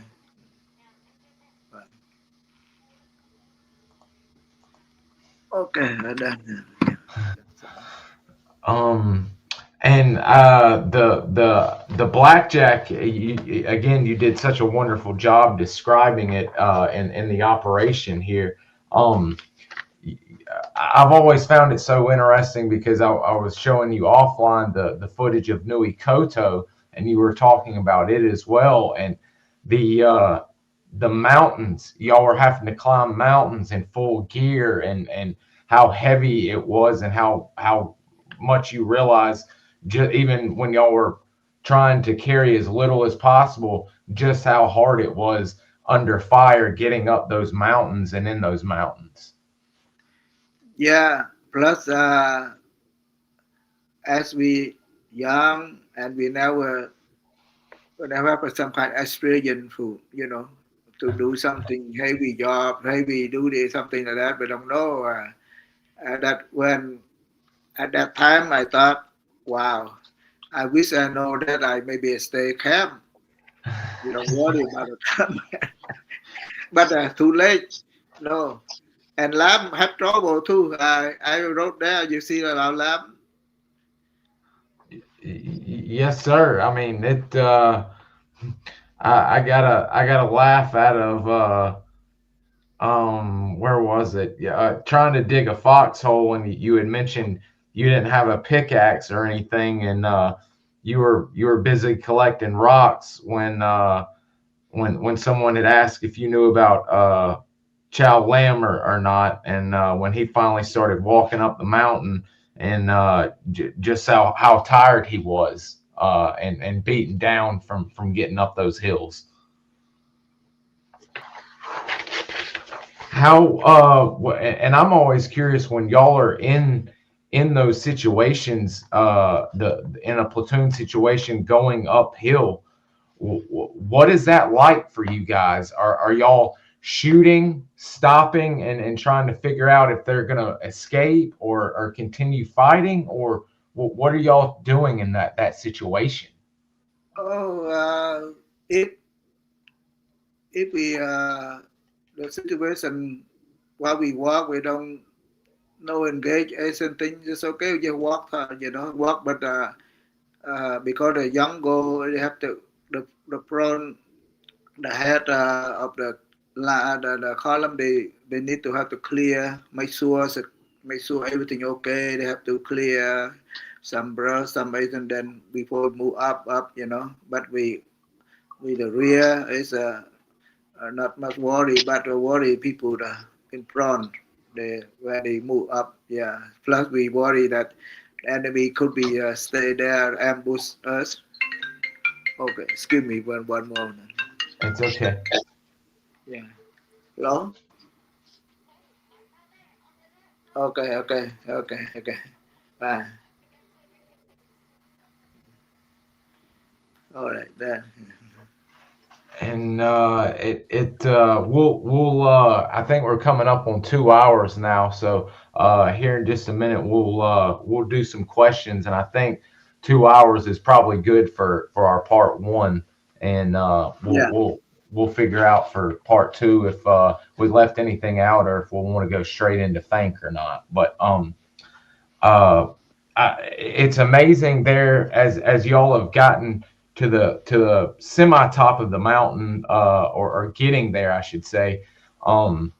You get to the top of the mountain. There's gun battles going on all around, and as soon as y'all get to where you've been wanting to go, within a minute or 2 minutes, y'all are already in another gun battle, and y'all gotten word that y'all are finally able to extract, I think, and there's unfortunately 6 wounded, and y'all need to get them out as soon as possible. And y'all actually have to start using your C4 and claymores, I think, to blow out trees to where the helicopters can actually land. Oh, we use explosive C4. C4 explosive. Yeah. C4. That really I didn't know much about that, but only most of the American have to know how to but Dangerous stuff if you're not careful with it. Yeah. But some explosive we need to so you have to have carry, while we in operation with the carry. Yeah. But the specialist something that most of the American you have to know, they know how to why to but Yes, sir. for me that my hand grenade okay, maybe with the throw with Yeah, those explosives, that's a whole different thing, getting the electric primer and the charges and all that in there and make it go boom correctly. And gosh, I hope I didn't just leave that part. Oh, there it is. At one point in time, I think y'all are up there even until the evening, and I think Puff the Magic Dragon shows up. Was this your first time seeing the effects of Puff the Magic Dragon and the minigun shooting? Yeah. Because that day, the afternoon, we got engaged with enemy, and that night, that our commander want to make sure we safe, and they call to help. And there's you see that too many round fire from there. If you count money, there's a lot of money for that. Yeah. Not only that, we have illumination. That's a flare, to rob to make sure we able to see. We got a younger that time we couldn't see dark, and they have to flare. So they're dropping flares as well as doing gun runs, so y'all can see. Yeah, if we need it, we have the flare plus the fire. The flare from airplane, it look like large, and it last longer, take a little longer to. I was gonna say it probably, if it's pitch black, that would light up the entire area to where y'all could see anything. Yeah. Wow, it's amazing what what y'all had at y'all's call over that radio if y'all needed it. Yeah. Plus, at that time, most of the time we have got a supply, food supply by airdrop only, because the airdrop look like airdrop is from the fighter, from the fighter From plan. the airplane, yeah. Fighter plan, they they put the food supply inside that empty like cell, the cell bomb. The Yeah, napalm canister. yeah, canister, yeah, canister. The empty one, like look like and they drop down with some have a suit parachute, like a young parachute, but the most of them because too low, I think some they not open, the chute not open and drop to the ground and pop up everything like a lot of things that damage, like all over. Yeah, so we have to try to collect it. If you shouldn't find it's okay. I was speaking to if I'm not mistaken, you might can correct me, but a pilot that I knew, he was a A1E Sky Raider, the old two prop airplane, or the single prop airplane, I should say. And he would drop the canisters, and he said what they would do is they drop one that was actual napalm to confuse and let them know, Yeah, don't yeah, think yeah, this is yeah. supplies. They look like air. Look like they run. They run. The enemy they thought maybe the airplane come to drop bomb, so they maybe but no, there's a supply. Yeah, Yeah, yeah. That was when I first heard and saw that. I'd actually heard about it, and did not believe that could be done or was even possible. And then sure enough, some other vets, and then a gentleman finally, and I'm looking for it now, and of course I won't be able to find it while I'm looking for it, but there's a wonderful photo of it, and it worked like a charm from all accounts I've heard. yeah, yeah. That drop. They pretend like they uh, what they call like they actual like the bomb, the airplane come to drop the bomb, real bomb, but no, that's a supply for us. And gosh, there was another interesting supply method, and I forgot. I've gotten off track looking for that photo. I'm just going to give up on it, but it was really a really cool photo, and I had it saved here somewhere. I apologize about that, guys. Well, there's my mic force. Oh, there it is right there. I knew I'd find it. Here we go. Pull this up. Apologies, gentlemen, but I know y'all would like to see this because it is very, very interesting. There we go. There's a canister right there, and they've altered it to where they can just pop that thing open right there with 400 pounds of food, ammo, and other various supplies. This was for Blackjack 33 during the operation. Yeah, but most of the time, but look like this one look the ground, some jungle, but they're not like mountain like some my area, and that may be still intact, but and mountain most of it broken. I can imagine yes, sir, when you're up in the mountains like that it probably smashed that thing Yeah, to smash. Yeah, bits. yeah. Yeah. And most of the folks and guys, if y'all have got questions, go ahead and start getting them in here while we're going over the last bits here. We've heard about guys using napalm, calling in airstrikes, and how wary they would be, and how it was almost life-changing seeing their first napalm strike. Were y'all getting napalm called in on top of the mountain to help y'all out?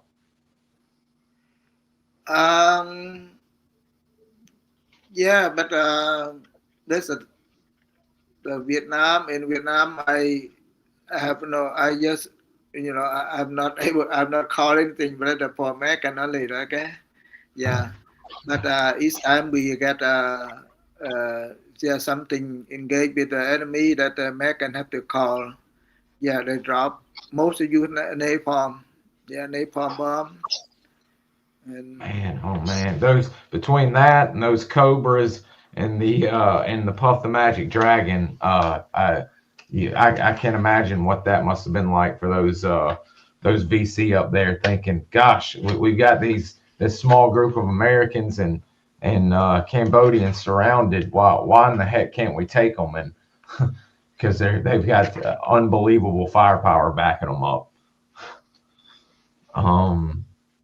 And as the last part of this mission, I was curious because one of the other gentlemen on Blackjack 34 mentioned that in one of the areas they had pushed the NVA out of, they started finding sympathetic NVA villages to where they weren't full-blown supporters, but they were hiding things. Not caves, but little areas and huts to hide out ammunition caches. Were y'all were y'all finding anything like that in the area around the mountain, or once y'all got off the mountain, any caves or anything like that? What area that one you thought you mean? Up on Nui Cam, were y'all finding any caves or anything that the MDA had tunneled in? New camp they don't have much care at all. Only rock or something, tree. Yeah, but only Nui Koro. Nui Kodo. Okay. Yeah, Koro is Nui Koro And I, look like just keep a little bit like look like it's a nature care because the rock from the bottom to up look like a ball and stack on top of each other. Yeah, yeah. This is New Koro. these are two gentlemen I know. That man we know and has been on the channel before. He ended up at Khartoum at CCC, and the other gentleman, sadly, he died when he was at CCS, Mr. Phil Strout. But that offline, that was the gentleman I was telling you. He was actually carrying a WW2 era flamethrower on Nui Koto, and I can't Yeah, imagine what y'all do in these mountains like this. I mean, New Koro. This look like nature. They don't have to make a cave or something that look like the rock or form from back then. Like a whole big rock and they form, and stack each other just like you go look like a well. You go from here to go to other side. Yeah, all that. Yeah, I had a photo of it, but I didn't. yeah. Ah, Nui Kodo, that is, we may end up having to do a special talk on Nui Kodo because I am very interested in it, and the fight that y'all were participating in was quite heavy duty, and we're already 2 hours over here, so we will hit one or two questions, and then I will let you go because I am getting hoarse, and I believe I can hear you starting to get hoarse. And then we'll figure out if we'd like to do FANK for part 2 or FANK and post FANK in Cambodia for part 2. One of the questions was, do you still socialize with some of your fellow Mike Force indigenous veterans? No, like indigenous, not many, not many are able to come to America. No, a group of fine from Medford to find like me, and they at the same camp with me. We made about 10 people that come to the United States, able to come to the United States, and the rest because the Medford that when they volunteer go to Cambodia, and if they still alive before the Khmers capture, and then after Khmers, and they found out that they killed them all the same thing. They look like very, very small that are still alive, that people go to Cambodia. And people in Vietnam, they don't have any chance to, no idea how to get out and come to the United States, no. And yeah, so this the top only people that work with me, and we come to become friends. We about 10, yeah, about 10 in the United States now. We couple us a couple friend of mine, they passed away, and we the old now. And this story here talk about Mike Ford and Dong Phúc or Cantor, whatever. Yeah, I want to try that. I hope some American able to hear and to know that I'm at Dong Phúc, at Cantor, Chilang, talk about Fort Corps. I almost over that time I Vietnam I served with American. So like my commander, like say Medevac, and he's passed away, and I found another, even another, the American also will led the battle to Koto. Um, he's when you talk later, and I give me here, he talk about when you talk about Koto, I have the story for you that the American with Medevac too. Medevac, we maybe I don't want to say something like that here. And I wait till we go to Koto, and I will explain to you. Look That'll be like my perfect. look like my company. Uh, we start Koto. We start first earlier than 67. Yeah, and We're, I will did other part, and I think maybe next part, and I send you another part for Koto. Okay, so you maybe read it, and you know that whatever you want. And when you talk about Koto, I will explain to you how it look like, how hard, how why, something like that, because uh, I involved too many well times. versed. Koto, Yes. yeah, Yes. yeah. So, okay, I noted one of your picture, you on the book to say, you heard of I saw you have no, wait.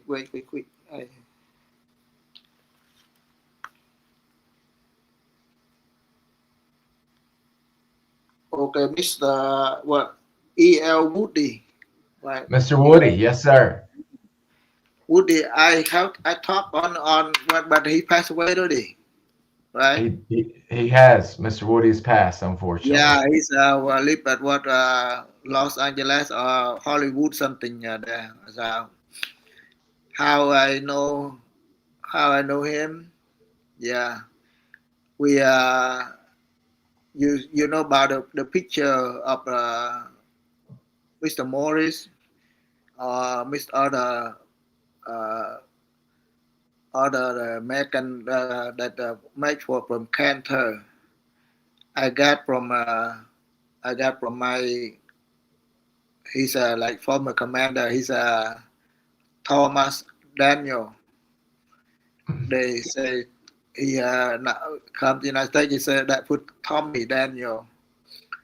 So I didn't disclose uh, how I know him, but then I talked to him on phone. I say, did you know who bought the beer for you while you were at Tuk Shop? No. And I say, no, bought for you the beer. So he wonder how I know they have beer, right? I bought beer. He can deny that. Yeah, that exactly. That's yeah. So when we talk, then he just me know. Okay, he sent me the picture of. I talk about Mr. Morris, everything like that. They say, oh, we have picture Morris. They say, okay, please, you give to me, send to me, and he sent to me, and I posted on Facebook. And one other American, I forgot his name. He also, because I not familiar with because American, too many American, I couldn't remember.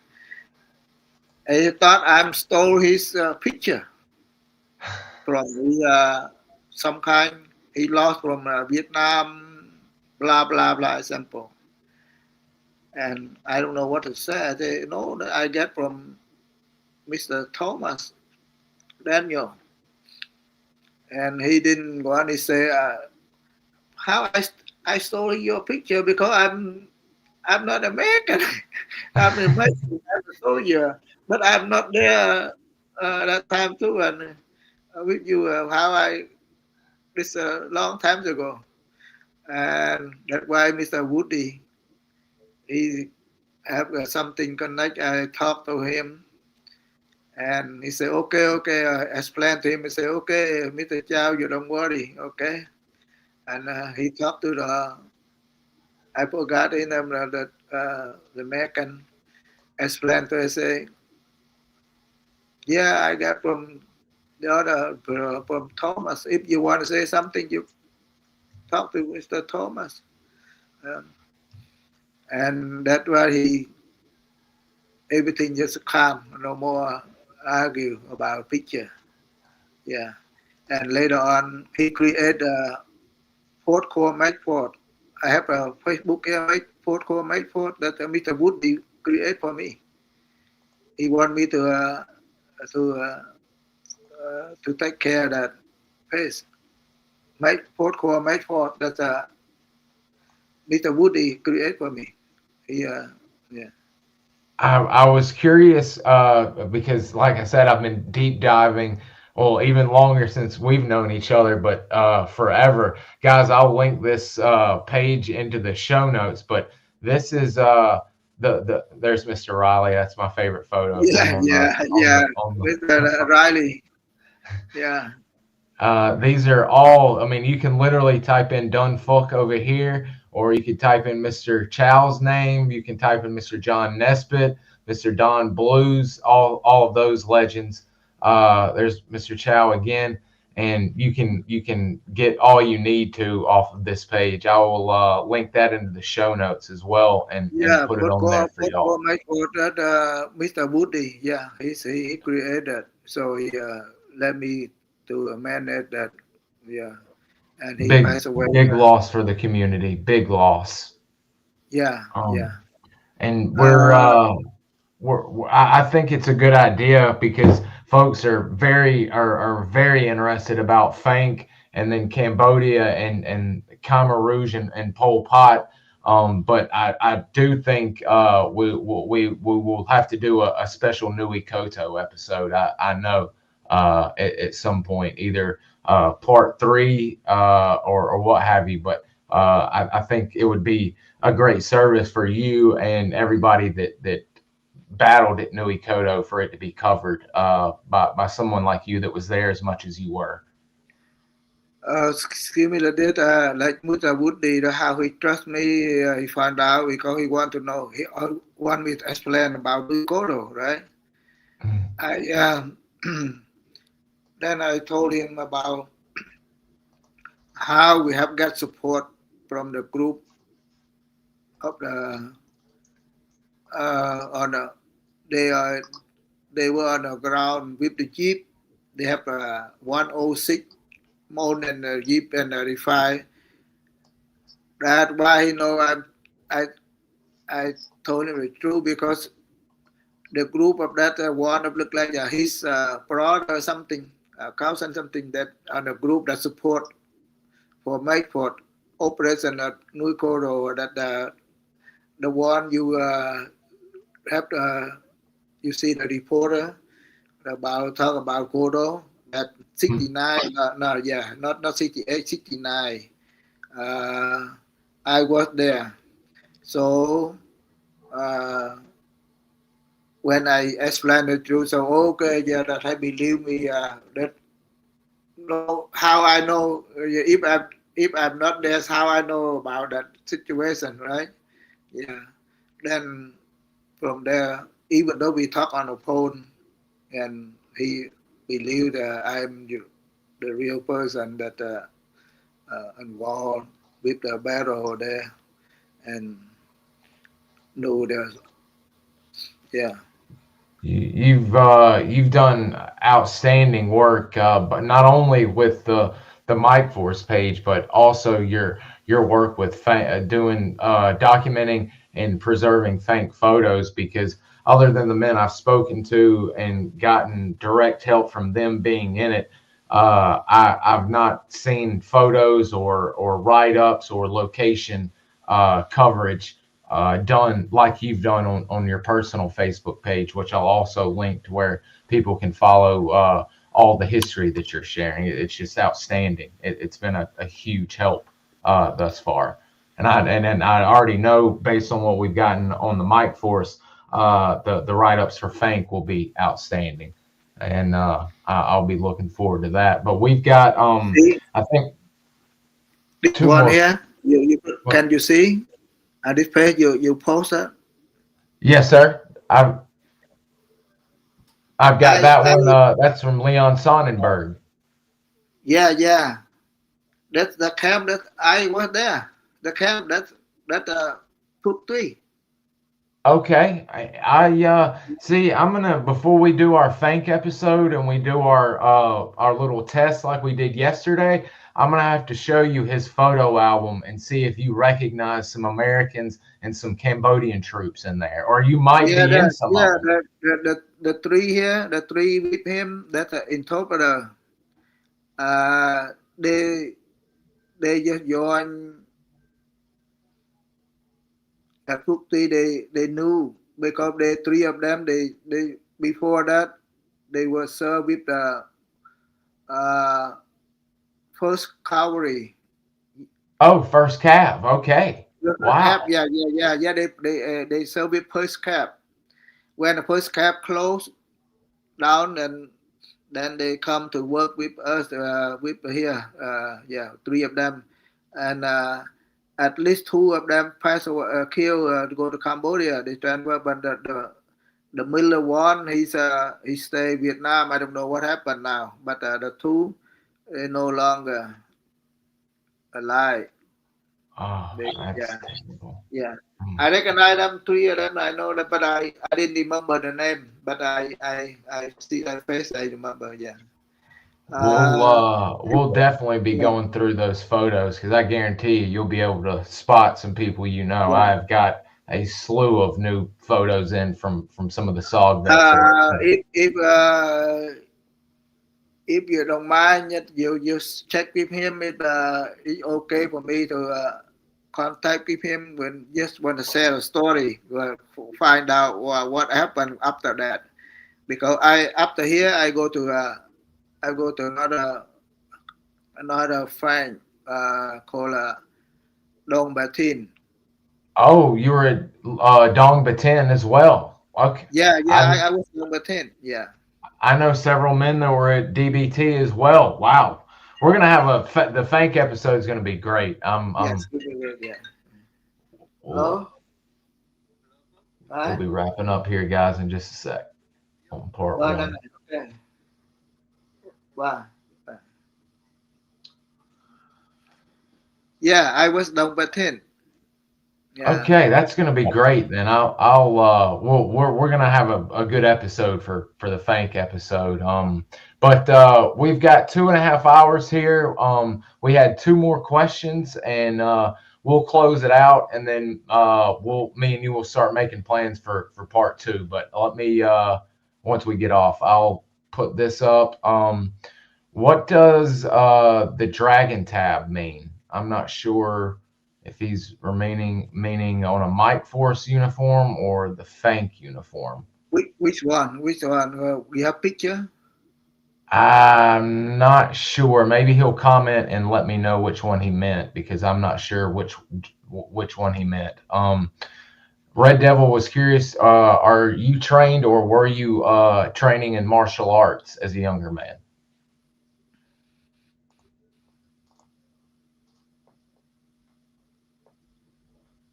What you asked me? You talk to me? Yes, sir. Did you train in any martial arts? No, really, no.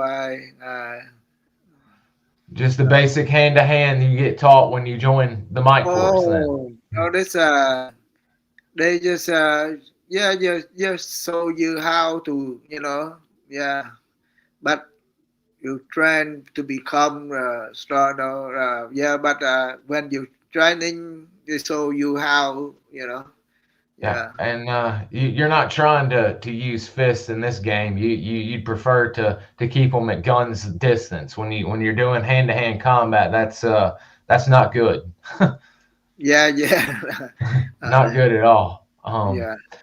And what a going to have lived through. Yes, you're saying your country at war, trying to go fight for it is insane.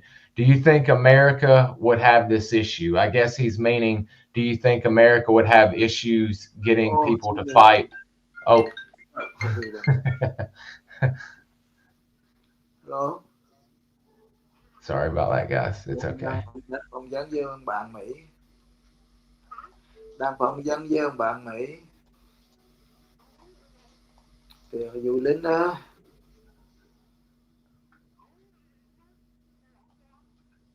Chưa. Ok. Đang bạn. Okay. Đang phỏng vấn 2 tiếng mấy rồi. Ok. Rồi.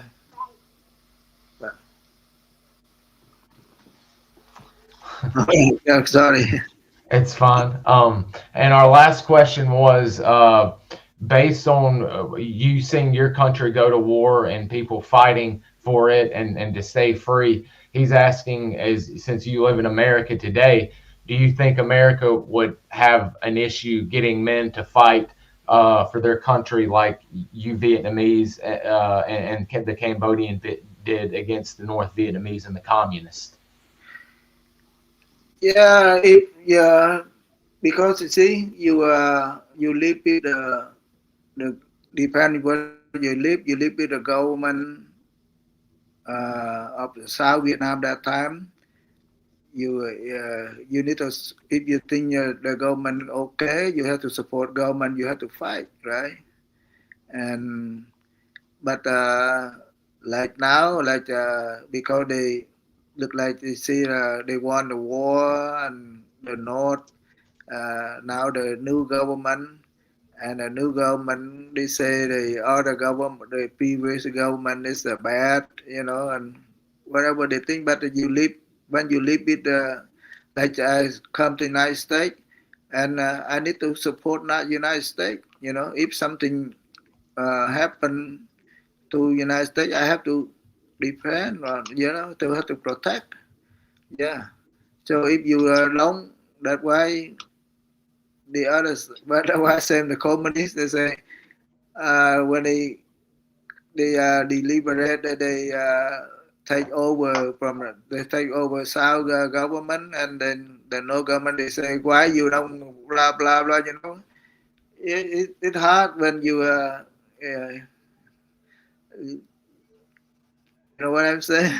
Yeah. And when it gets bad enough, people will stand up and fight, and those that don't won't be around to continue fight, or won't be around once you've fought off the invaders. So yeah, it's a difficult spot, and hopefully we won't experience anything like that in the States. Hopefully our civil wars have been done with. I'm anti-war for everybody. I know they have to be fought, but hopefully we won't be experiencing any of that.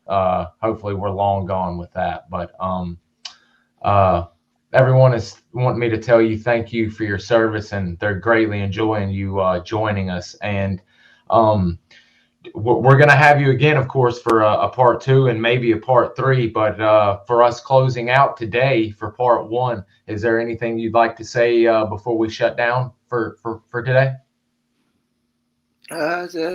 Thank you for talk to you today, and thank you everybody, every people that watch your show. Yeah, and like my story, I really don't know make up. I want to tell you what happened to me. Yeah. Thank you. I'm happy I'm still alive. That I come to live in the United States here. Otherwise, if I still Vietnam, it's tough for me. I don't know what I can do. To for living, but that's possible. Yeah. So thank you.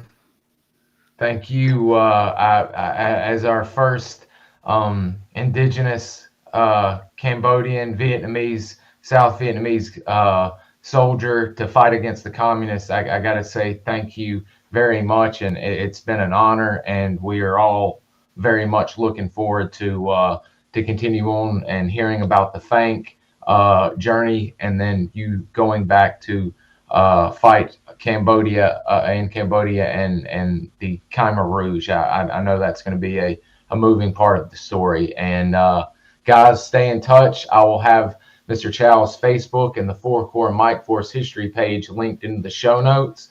And please like, share, subscribe, and get this story out, please. We've all been wanting to hear from someone like Mr. Chau for a long time, so let's get his story out there. Mr. Chau, stay on just a second, and I will talk to you, and we will see you guys later.